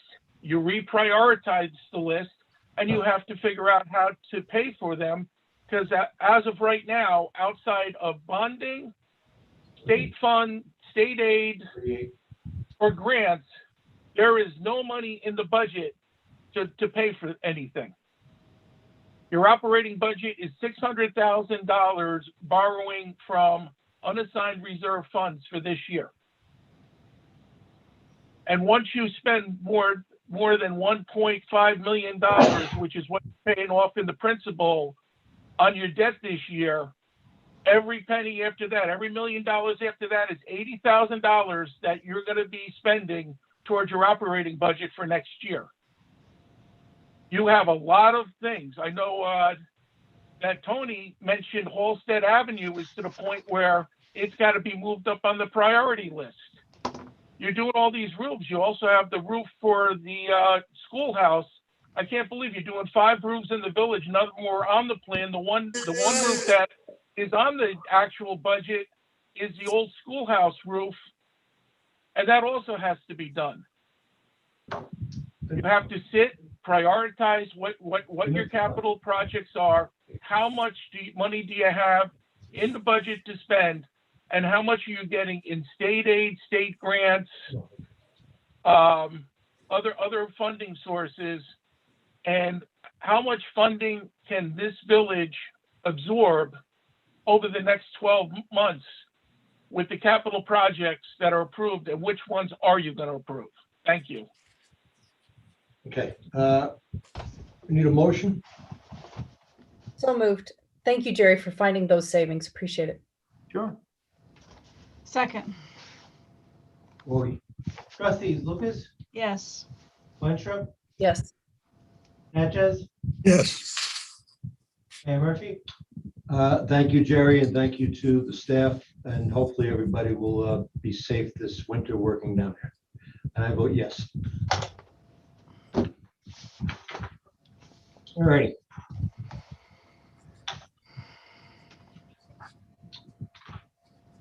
Next item on the agenda is a resolution scheduling a public hearing for community development block grant applications for fiscal year 2022, 2023, and 2024 funding cycles. For those who are new to the process, community development block grants are money from HUD, Housing and Urban Development, that is funneled through the county and then distributed to the communities through the county. You have to compete for projects. We have areas that are low to middle income areas, and that gives us an advantage. And over the years, the village of Mamaroneck has gotten a lot of projects done for the community development block grant. We buried the wires on Mamaroneck Avenue. We built the spray ground. Years ago, the playground at Stanley Avenue Park was a community development block grant. Sidewalks in Washingtonville were a community development block grant. So the village has realized millions and millions of dollars through this program, and hopefully we will be successful this year in getting more grants and doing more projects in this community. So this sets the date for that same date, June 14th, 2021. Does anybody have any questions or concerns? Okay. Hearing none, I would entertain a motion. So moved. I'll second. Mr. Augustino. Trustees Lucas, Yes. Winstrup, Yes. Natchez, Yes. Mayor Murphy. Aye. Thank you. Resolution accepting a bench donation. And this bench donation is donated by Ms. Eileen Pulio, and it's dedicated to in loving memory of Grandma Dot. Ms. Pulio is also a town of Mamaroneck employee. Very nice family. My children went to school with her children. Thank you for the donation, Ms. Pulio, and your family. And thank you to Grandma Dot, whose memory we will remember as we stroll down in the park. Does anybody have any questions or concerns? No. I will make that motion. I'll second. Second. Okay, Augie, please. Trustees Lucas, Yes. Winstrup, Yes. Natchez, Yes. Mayor Murphy? Aye. Resolution authorizing execution of Kellett Sessions contracts for I&I construction oversight. Jerry, just want to give us a little background? Mayor, under a long-term consent order that we're finally moving forward on regarding a sanitary sewer rehabilitation in areas 8, 11, 13, and 14. The board was kind enough to approve a $5.1 million rehabilitation project. That project requires, since we have a $1.082 million grant and probably more to come, specific paperwork and documentation by a licensed engineer. So with our consulting engineer, Kellett Sessions, I started negotiating the oversight of this project when it comes to making sure that we file the proper paperwork, that we're documenting everything. We started at a $400,000 number. We worked back and forth, and we got to $150,000 with the promise that staff, Tony, Mark Ferraro, Michael Iannarelli would be participating in the oversight. And so we're at $150,000 for the Kellett Sessions contract to oversee a project that typically would cost $400,000 to $500,000, a project of this size and magnitude. That's it in a nutshell. Well, a contractor is gonna regret the day Tony Iacovelli was standing over him, watching him work. Yep. Anybody have any questions or concerns? I want to thank Jerry for taking this on. I think this exemplifies your attention to these details. You're staying on top of things. We're finally addressing this. It's long past due. And the fact that you've been so on this and been able to involve staff to save the village money on this consent order is laudable. We owe you. Thank you, Jerry. You're serving the village residents very well. Thank you. Yeah, I want to echo that. This has been this should have been solved before you got here. Yeah. And I'm appreciative of the fact that we're actually getting it done. Thank you, Nora. I definitely want it off my back, so it'll happen eventually. And you know what? I just want to point out that Jerry and Bob Sposino have been working hard with Save the Sound to keep them at bay and to keep them from initiating a new lawsuit. Mhm. And I think that this is very instrumental in that. I want to thank both Bob and Jerry for their hard work on that issue. Thanks. Yeah. So we have a motion, a second here? We don't have any motions. So moved. I will move. Kelly moved, Second. Nora seconds. Augie, please. Trustees Lucas, Yes. Winthrop, Yes. Natchez, Yes. Mayor Murphy? Aye. Okay, we did 4E. 4F is going to be held. Mr. Sposino, 4F is going to be ready. Resolution authorizing the parking. That'll be ready in June. I believe that it will be, Mayor, pending my discussions with the attorney for the other parties. Okay, thank you. Communication number 2. Glenn.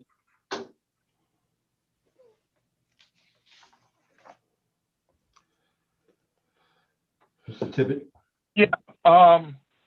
when we did the operating budget, one of the things that was presented to us by the rec department was they were going to keep down the water bill at the spray ground by limiting the time use of it. I think that is a disservice to our children. And I think that this board ought to put $30,000 more into the budget for water for the spray ground. I don't think it should be limited use for the children. And I would just put $30,000 in additional sales tax, because your number is probably a little low on that. But I think that's one thing that we all kind of dropped the ball on. These are the children of the community. I don't think there should be any limits on time use of the spray ground for the children. during the summer for the village of Mamaroneck. We have police cars that are now in the capital budget. I'm not even quite sure how you bond them because they lose 80% of their value after 3 years, and we don't keep any police cars more than 6-7 years. So I'm not even sure how it's possible to put them into a bond of 10 years because the item is going to be gone. Basically you lose 80% of your value of your police cars in 2 to 3 years, and we probably turn them over in 6 or 7 years. Again, that's something that you're going to have to start to move that from capital to operating. There's other things in the capital budget that simply have to be addressed in the operating budget, and there's going to be some tough decisions that have to be made. And again, this has nothing to do with Augie, Jerry, Sally, Lauren, Dan, any of the staff. These are decisions that have to be made by the trustees, because the staff, they are going to do the bidding of you as the trustees. But we just can't keep, we just can't go hand to mouth every year, and you can't have austerity budgets forever.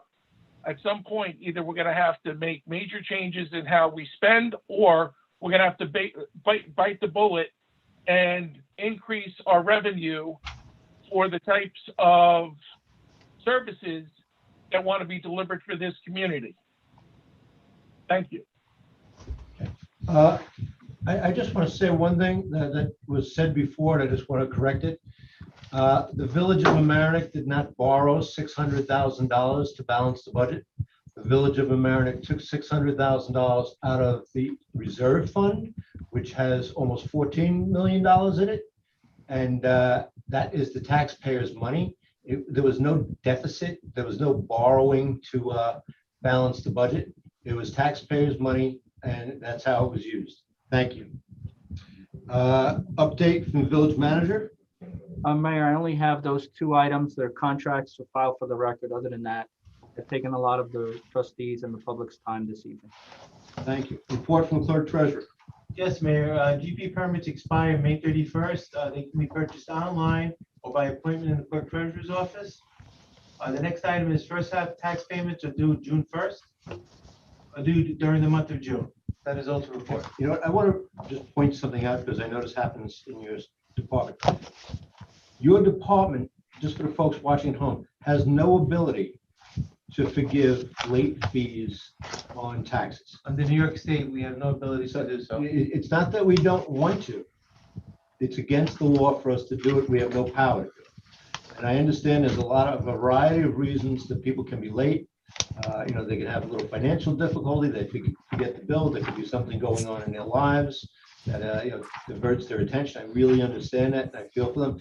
But we do not have the ability to forgive late fees. I just want to point that out because I know your staff takes a lot of heat over that, and I just want the folks to know that it is not your staff. I think if you guys had the ability to do it, you'd do it. Unfortunately, we don't. I know you don't. And I appreciate it. I just want the public to know because I know you guys catch a lot of heck. Mr. Village Attorney? Nothing from me tonight, Mayor. Okay. We have minutes of commissions, boards, and committees, minutes of the Board of Trustees work sessions and regular meetings of May 10th, 2021, minutes of the Traffic Commission meeting of April 13th, 2021, minutes of the Board of Architectural Review, April 15th, 2021, and minutes of the Board of Ethics meeting of April 5th and April 23rd, 2021, minutes of the HCZMC meeting of September 16th and October 21st. I just want to point out one thing. Today,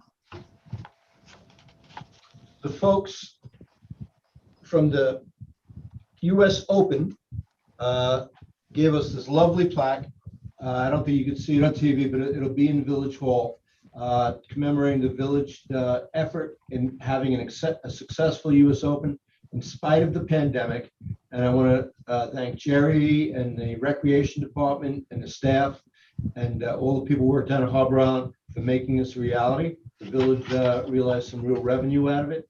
and the tournament was played. Although there weren't fans, it was also a successful tournament. And we found out today that they are going to be back in a shorter period of time. They're going to be back in 7 years. So another board, hopefully, will be sitting here in 7 years, welcoming them back. But they gave us this nice thing. It, kind of looks like the Book of Kells. They really did a nice job on it. So thank them. This weekend starts the summer. The beach is open starting Friday. Please come down, enjoy Harbor Island Beach. The spray ground will be open this weekend for the children. Please have a safe summer. This will be the first summer that we could all kind of relax a little bit. If you haven't gotten your vaccine yet, please seriously consider getting your vaccine. If you're nervous about it, I implore you to talk to your doctor or another health professional. The quicker we all get vaccinated, the quicker we all can get back to our normal lives. Thank you all, and I'll entertain a motion to adjourn. So moved. Second. Oh, wait, Tom. There's someone with a hand up. We're past that, but I'll allow it. But Ms. Chalet? Hi, yeah, we've been on an email chain with you guys for 9 months now about an issue that's been raised for, as I understand it, nearly a decade. And obviously Kelly is on the line, so she's very familiar with it, as are you, Tom. And it specifically relates to the Fenimore Prospect intersection, which we flagged for a number of years as being very unsafe. Tom, you sent an email back to the group of us, there are about 30 of us on the group, where you mentioned that you yourself have walked that intersection over a number of years. Now your daughter walks it with your 14-month-old grandchild and so on. So we've all acknowledged the safety issues around that. Kelly, you mentioned you'd added it to the agenda this evening, but we've been on for over 2 hours now and this hasn't been mentioned. So I was wondering what's going to happen about that? Well, Tom, if you don't mind, I'll say that this has been on our work session agenda for many, many weeks. And unfortunately, we are still backlogged. In tonight's work session, which was held from 5 to 7:30, we did add an additional work session meeting, which is going to be on Tuesday the 1st, the day after Memorial Day. And we hope to start blowing through some of our backlogged work agenda items then. Yeah. What are the odds that it's going to be considered? I mean, I feel like, again, this has been backlogged for 9 months, and prior to that, it's been backlogged for a number of years. So is there any way that it can actually be discussed on May 1st? May 1st, you mean June 1st? June 1st. Sorry, June 1st. I would say it's going to be discussed in the month of June. We'll try to get to it on June 1st, but there's a number of things that have been backlogged. It'll be discussed in the month of June. What we're trying to do is hold this, what usually gums up the works is we have executive sessions that go on very long and we don't get to the regular enough on a regular agenda. So we've decided to just have a work session with no executive session to try and plow through some stuff. So if we can get that done, if we don't get to that on the 1st, we should probably get to it on the 14th because it will have moved up the chain. But can we maybe schedule it so that, I mean, obviously we've all been on for many hours. It would just be nice to know when this is going to be heard. Although it is actually very interesting to hear the expenditures and so on. It's actually very valuable information to see how things are run. But I would like to have a better sense of when it's actually going to be on the agenda, because this does interest a number of people, many of whom are quite old and who've actually been on the line for a number of hours this evening. So if there's any way of identifying a date and time, that would be really great. That's what I'm trying to do here. So June 1st or June 14th? But it's, yeah, that's would be. But that would be probably. So any of those 8 hours? But it. No, Ms. Chalet, it would be discussed in a work session, which happens between 5 and 7:30. Got it. But so 5 hours. Got it. Yeah. I'm looking at our work session agenda from tonight and it wasn't on it. It should be part of the walking safety assessment agenda. I mean, it's that item that is supposed to be just carried over. Yeah. It's quite possible it never was put on it, Nora. No, that's not true. I think it needs to be added. I'm not seeing it, so I think we need to put it on. So who has the power to add that now so it can be discussed either on June 1st or June 14th? I will add that for June 1st. It's going to be on June 1st, okay? Okay, June 1st. So it's now officially added to the Well, agenda on yeah, June 1st. let's not get crazy. It's on June 1st. Okay, I just want to confirm. Great. Have a good night. Thanks all. Thank you. Okay, what were we doing? Oh, we were doing a motion to adjourn. Mhm. Somebody want to do that? I moved to adjourn. I think I did previously. I moved to adjourn. I'll second.